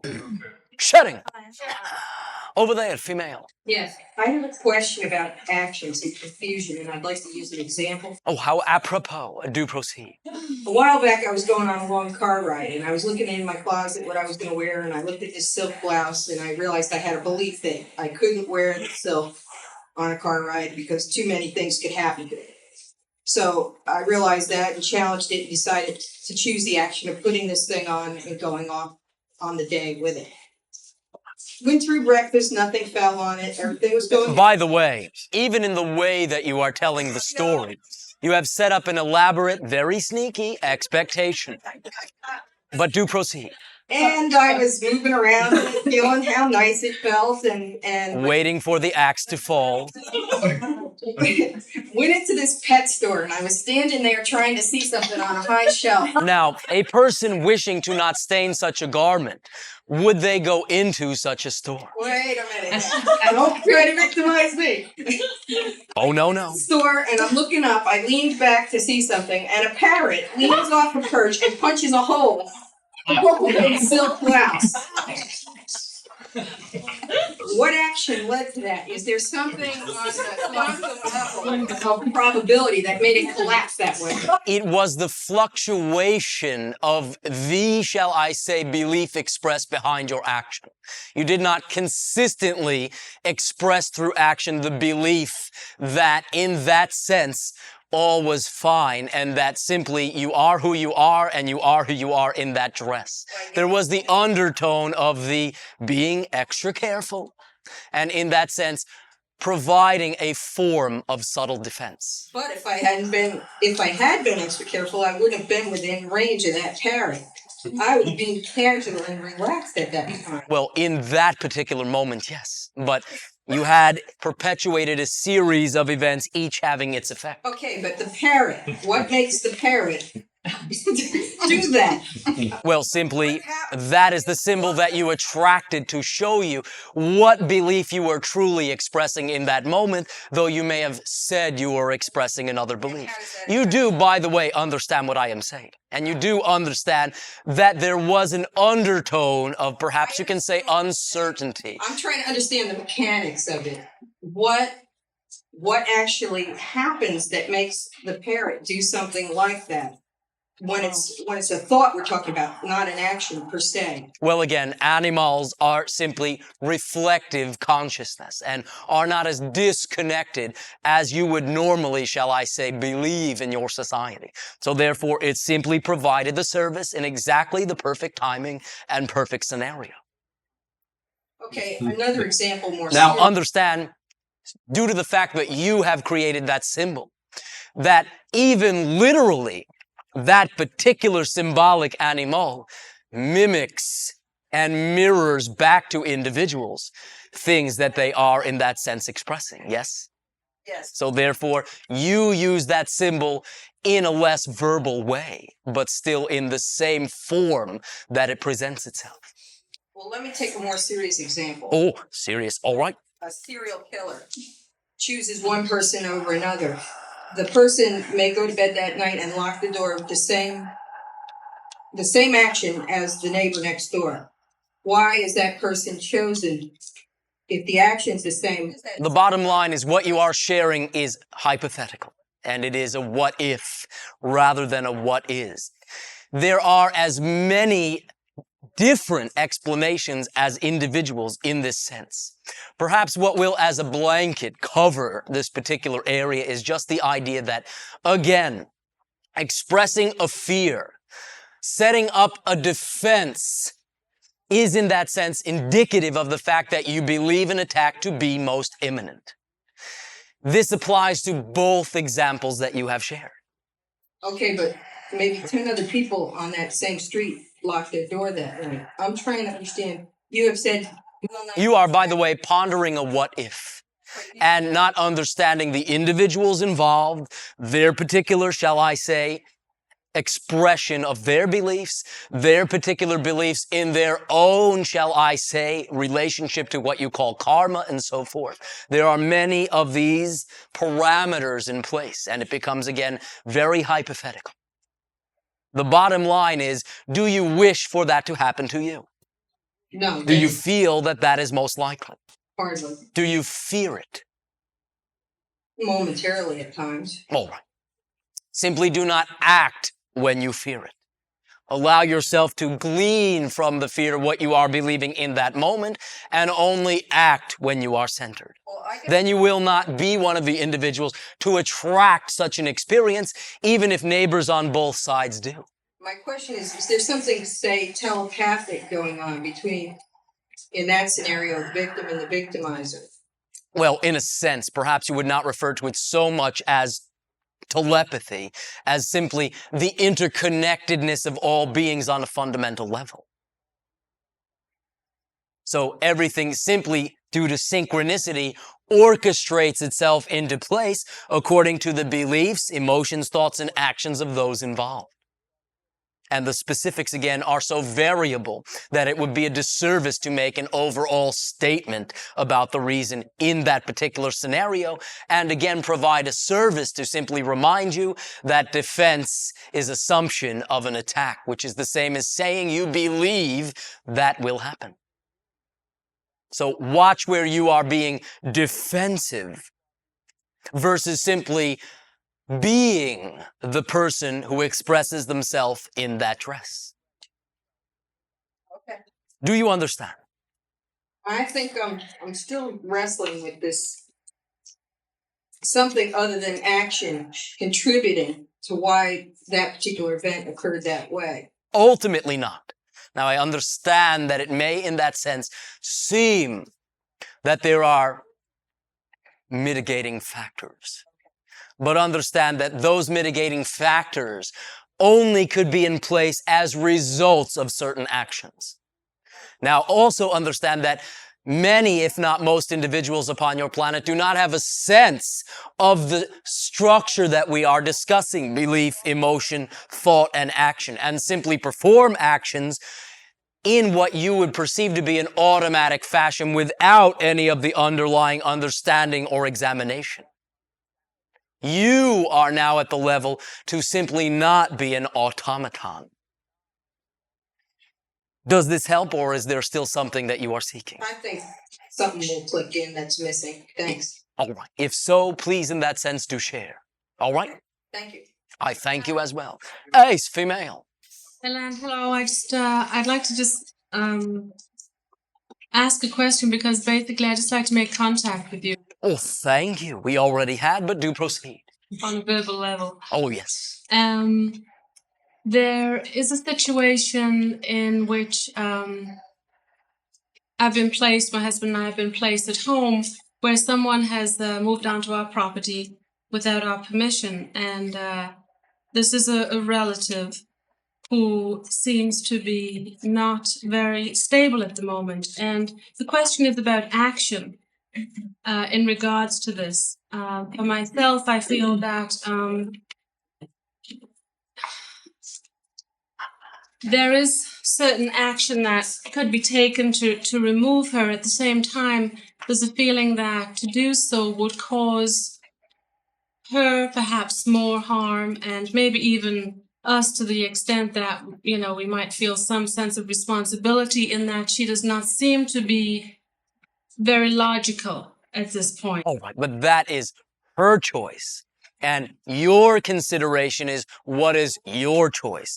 Does it excite you in that sense to cohabitate with this individual or not? Now, if it does, fine. If it does not, then it then becomes a matter of, will you be honest? Will you, in a loving way, you are a loving individual with the understanding of unconditional love, trust what you are feeling and share with that individual understanding that you are feeling it not only because it is of service to you, but has to be of service to her as well, or she would not have attracted it.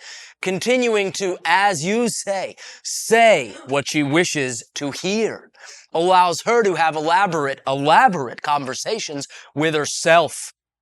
Where your gift gets interjected is where you perhaps have a different point of view. Feeding her what she already believes, again, is a reinforcement of what she believes, and again, a form of talking to oneself. Allowing your unique perspective to stand out because it is unique is actually more of a service to the individual than yesing them, allowing them to speak to themselves. They have attracted you for a reason. If you are willing to express who you are, all can see that reason. If you, in that sense, are yesing them, no one in that sense is that obviously aware of the reason. So, number one is to trust what you are feeling and understanding that you are a loving individual who does not have the desire to hurt anyone, but perhaps understanding that sometimes when you enable someone to remain disabled, you perpetuate their own cycle of disability. You may understand that you can have compassion for her, but need not feel sorry for her. The difference being that you know she has her power, and you know that her choices are her sovereign choices, and treat her with that respect, but not through the denial of who you are, for that is not an integrated whole. Do you Oh, understand? I totally agree. So then the challenge becomes communicating Yes. through unconditional love, and then trusting that if you feel you have done so, whatever happens obviously must be to a benefit of all, because anything born of unconditional love can only in that sense be a reflection of that intention. Yes, the unconditional love is something that I've been working with in regards to myself. And, I may not have reached quite the point where in my feelings of feeling, anger or whatever it might be, negative feelings in that sense, would be able to express unconditional love in terms of Well, expressing unconditional self-love is simply a matter of when you create what you call self-anger and judgment, to simply be willing to create forgiveness.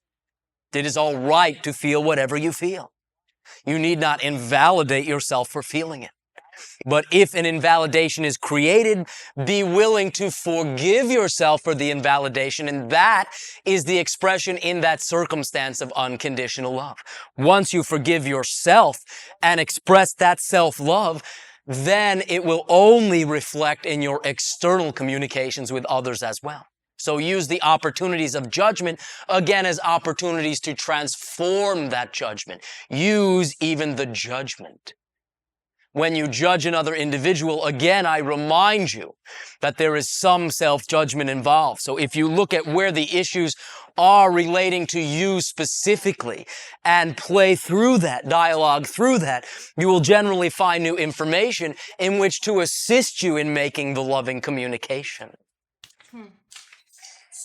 Yes, at the moment the communication is not very open. There isn't much chance to communicate. Well, there is always the chance. And it is always up to you to, in that sense, manifest the opportunity and advantage. Simply in any given moment, what's available? Is it now available to speak to her? If you ask yourself that, you will find often the answer is actually yes. Now, am I now willing to speak to her? That will be up to you. But reminding yourself of the unconditional love, reminding yourself that your feeling is not the one extraneous thing that slipped in creation, will assist you in getting in touch with and expressing those feelings. You also then get to look at the beliefs that you have about why you are having those feelings. If it is simply because you know you are enabling her to remain disabled, then you will perhaps have a firmer rationale for proceeding in love and light. Yes. Well, I do trust in the timing of what's happening. All right. But do not create the perpetuation that you do not have the ability to communicate, for you do in every moment. Yes, thank you for that. Oh, because thank you. I have been taking a back seat on this, thinking that I was not the best one to communicate, and maybe I haven't been up until this point. All right.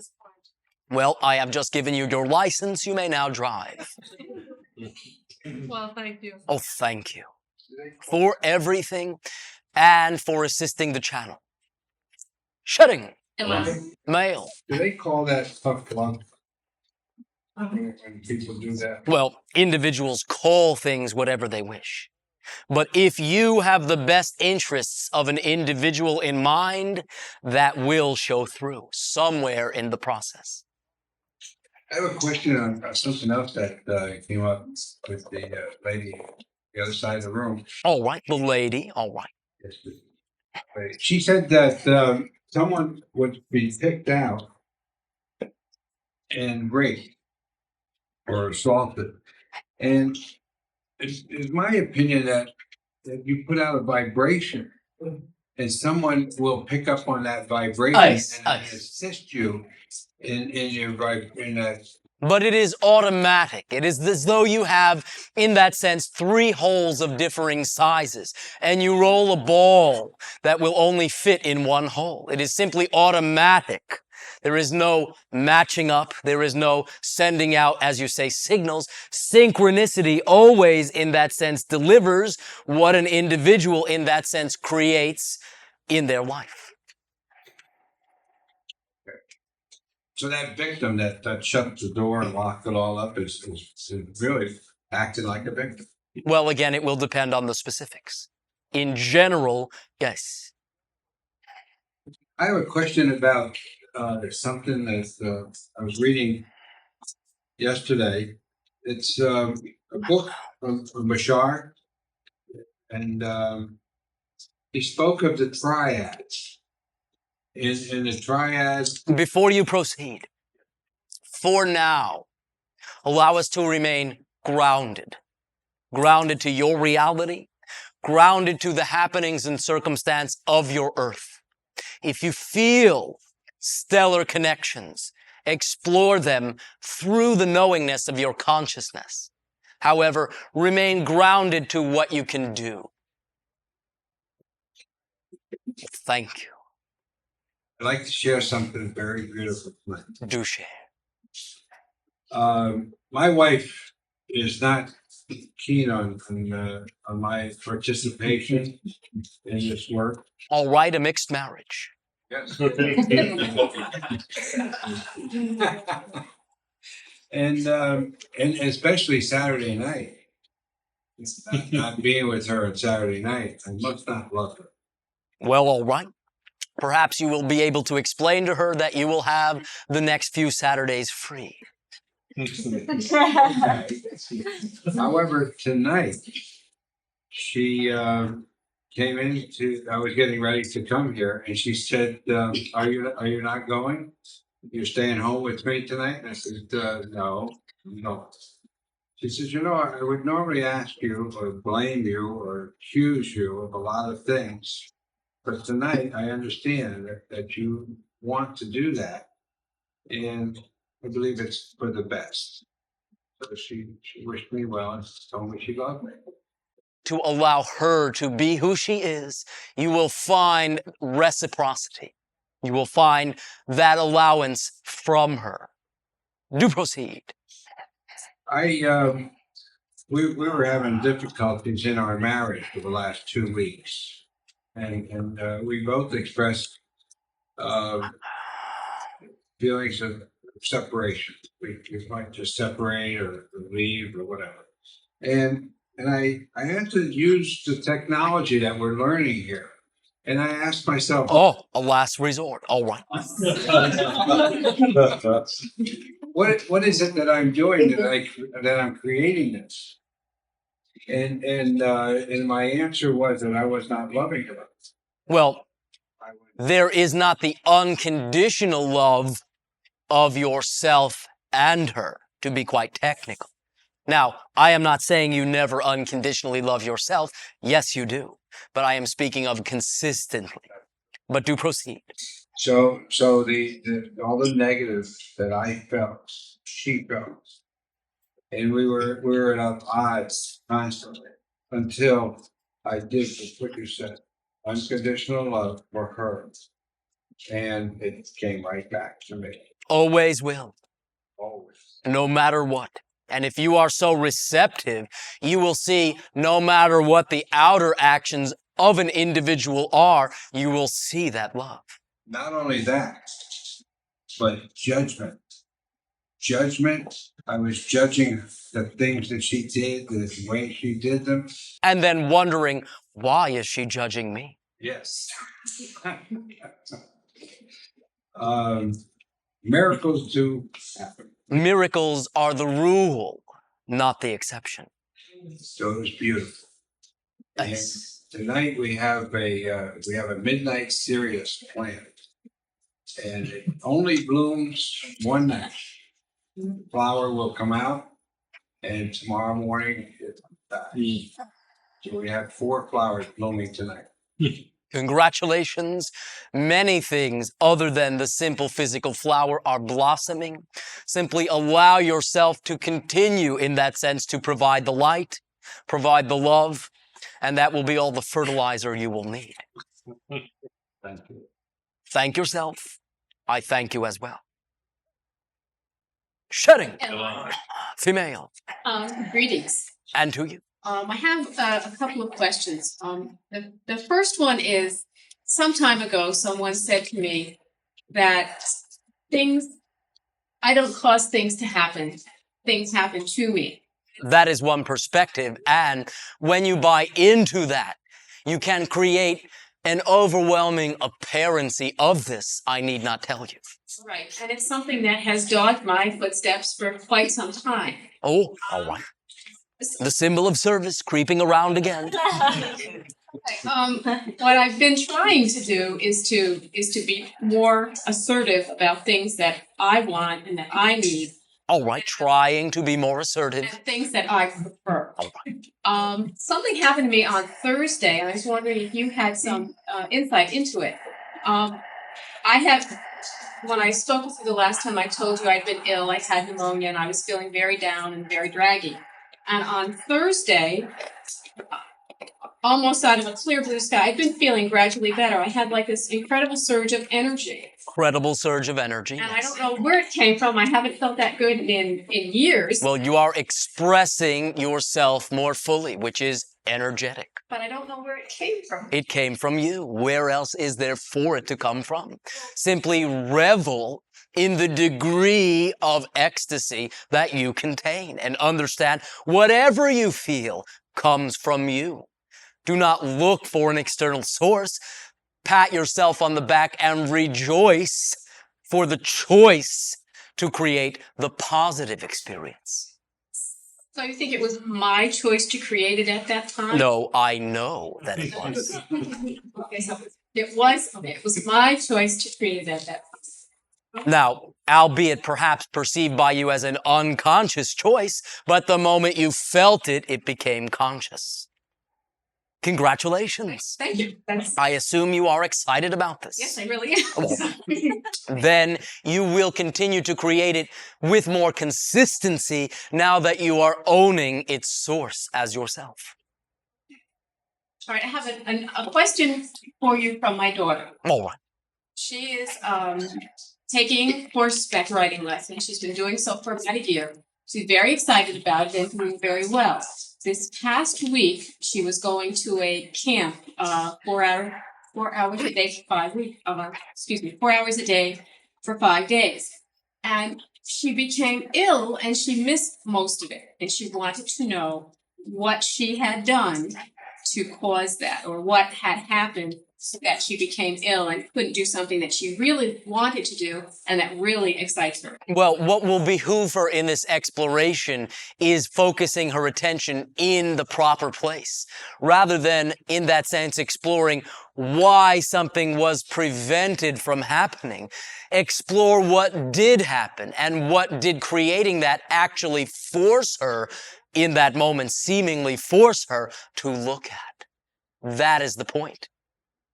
Then, when she looks at what that symbol forced her to look at, if she is willing to continue to look at that consciously, willing to dive into it when it comes up, there will no longer be the need to create a symbol to seem to force her to look at it. So, my simple suggestion would be, A, acknowledge her power in the creation of that symbol. Dis-ease is a reflection of strength, not weakness, for an individual to create that type of experience. And B, again, allow it to be obvious. What did it force her to do? Not what did it prevent her from doing? What did it force her to look at? Not what did it prevent her from looking at? Ask her these questions, allow her to function as the creator of her reality, and certain surprising aspects will arise. I don't know, she's only 11. I don't know how to go about... Simply say, daughter, dear, while you were sick, what did being ill force you to do? Be blunt. They are intelligent and perhaps will embrace what you are saying more readily than you are assuming. Okay. Oh, thank you. I'll try that. And thank you very much. Do it, do not try it. Trying is simply the doing of trying, not the doing of the thing. Very well. Be less tentative and dive into and do. All right? Yes, thank you very much. Thank you as well. Over there, female. Thank you. I wanted to know if, because if you and your kind could somehow change, into form like a human being. Well, we already exist in a form that you would find similar to your own. You would again perceive us as having a head, having 2 arms, a body, 2 legs, and so forth. Though we are a bit shorter on the average than your general height in your society, we are on average generally 5 feet in height. Now understand, we do not see each other physically because of differences in how we create our flow of time, but making, or shall I say, creating certain adjustments in that flow, which we understand we can do and therefore do it. And were we to synchronize with your time frame, you would perceive us as beings much as yourself, although with some differences. Again, the males have no hair. Our head may seem to be slightly larger in proportion to our body than the typical human. But in many ways, in what you call clothing, perhaps with what you call a hat, you may not notice much of a difference.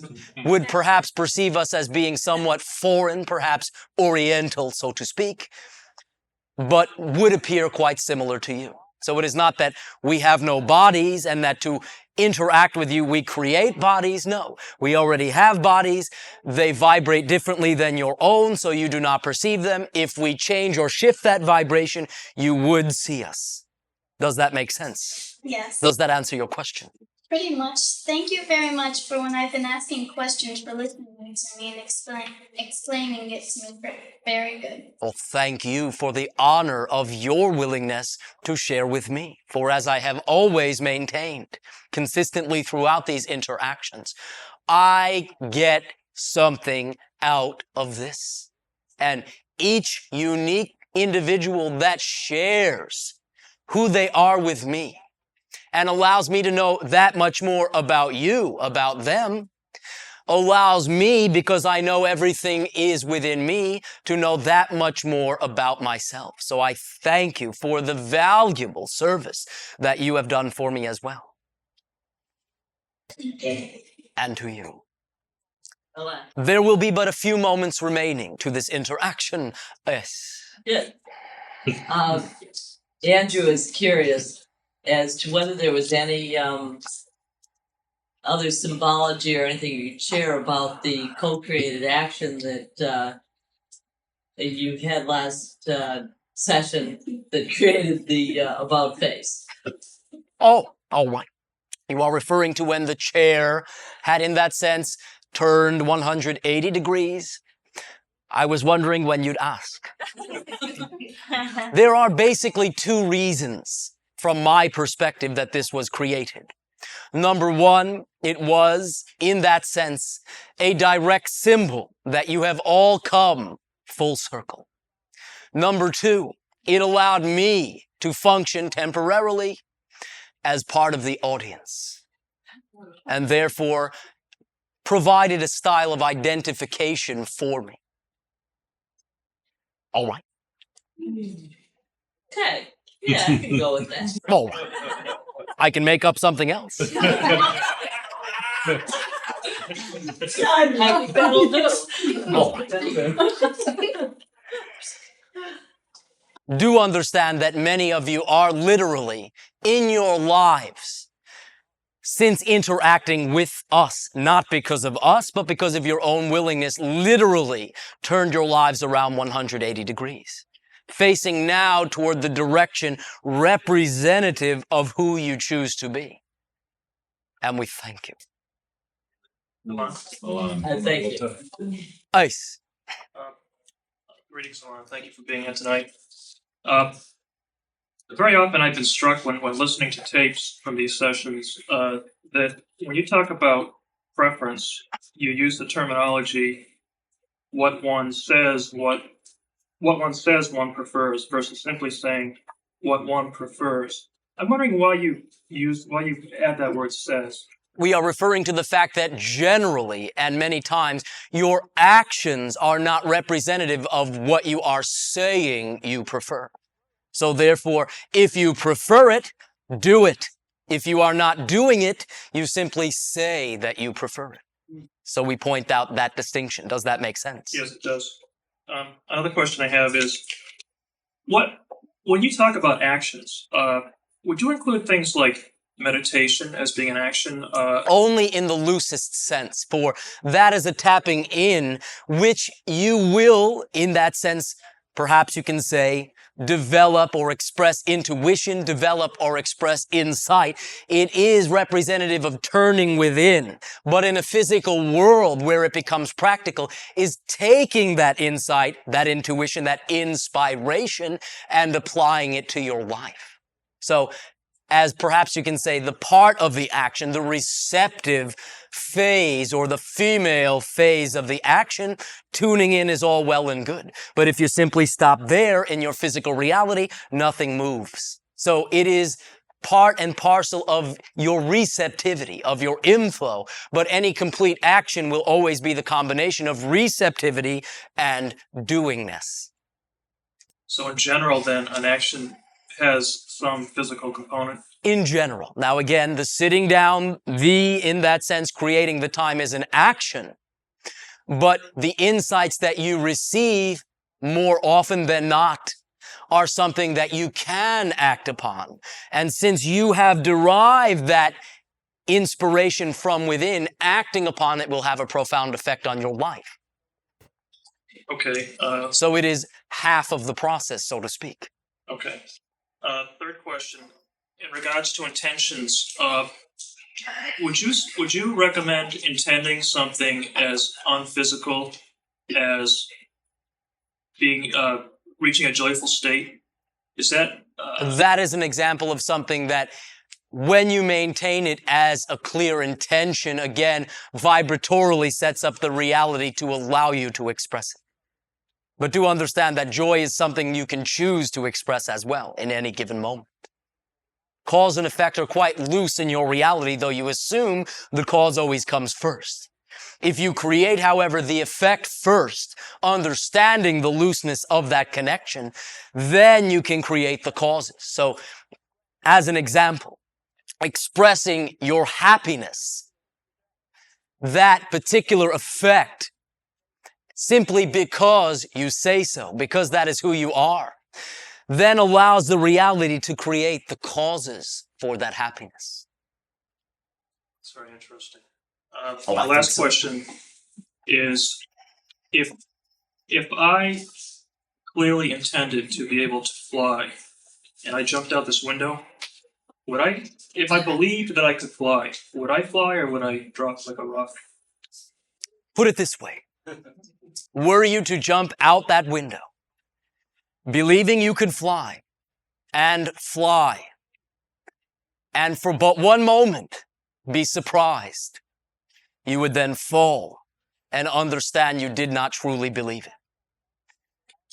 In that sense, understand there are certain mass agreements, and it is not that you cannot recreate or renegotiate your relationship with that agreement. But you have made those mass agreements in general for specific reasons. You have placed these parameters in place for specific reasons, not for what it bars you from doing, for what it allows you to do in that framework. So such a thing is possible, but it is my perception that it is unlikely that you fully enough believe it to have the successful result. So could one carry that into that fact or those facts into other areas and say that in general it might be a good idea to practice prudence in pursuing new things? Well, that is something completely different. In general, that is a hesitation with an underlying doubt or trust in the thing that you don't prefer. That is a choice. If you believe in who you are and act accordingly, you dive into what you are doing. And this would then not appear to be such prudence in that sense, but would appear to be perhaps in your slang gung-ho. Okay, thank you. And to you as well. At this timing, allow me to, in a sense, though this is not an ending in the final sense, it is perhaps the completion of one particular phase or cycle of our interacting with you to end, so to speak, where we began. And that is with a question or sharing or statement from Cecil.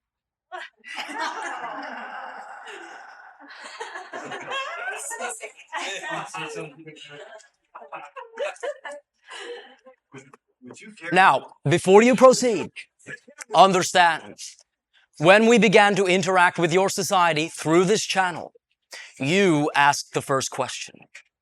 The question that you asked was, in that sense, to define what we mean by vibration, personal vibration. Allow me now to enhance my answer to you.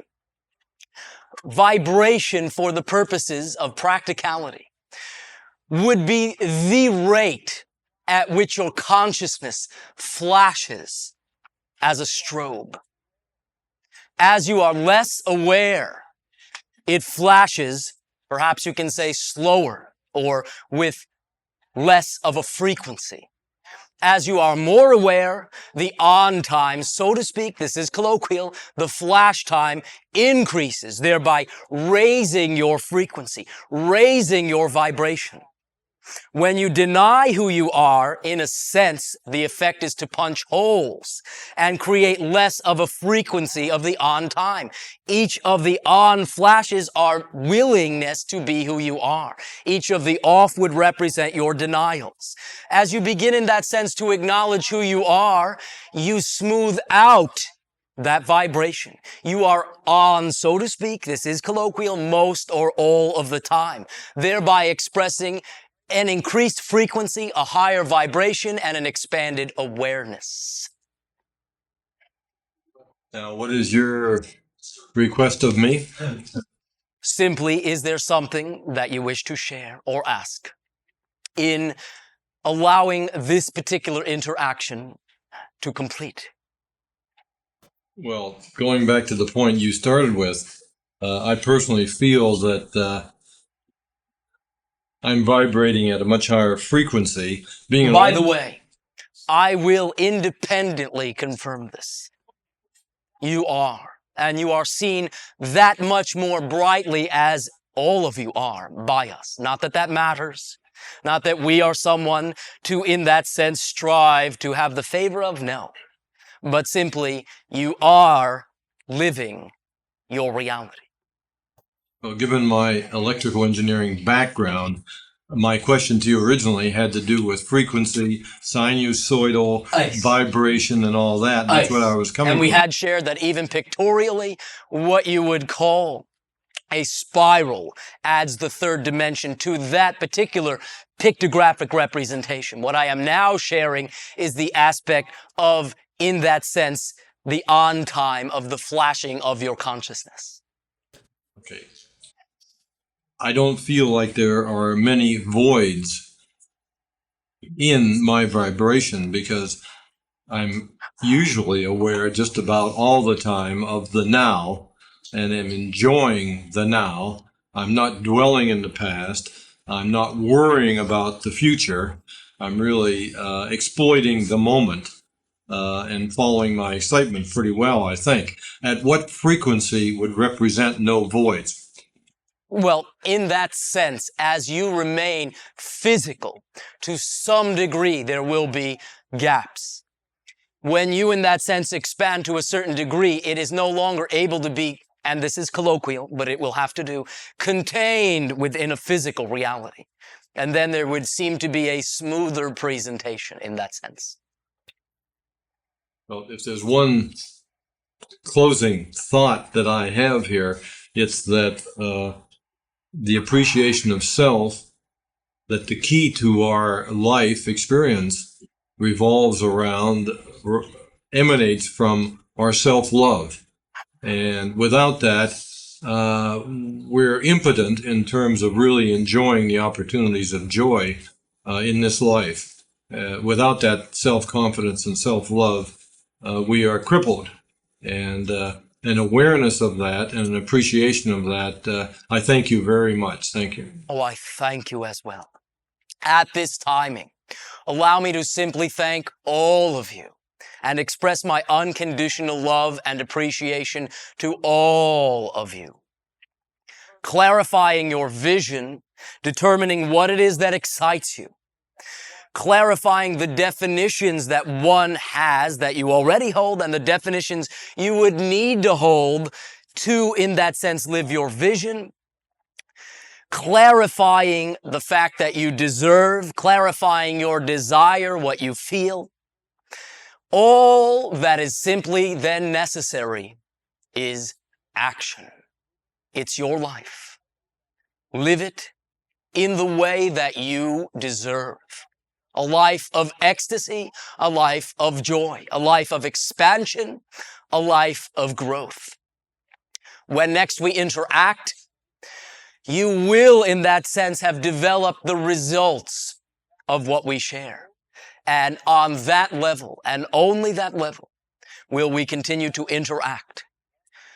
We thank you once again and for the first time for the gift that you bequeath to us in interacting with us and in allowing yourself to boldly express who you are.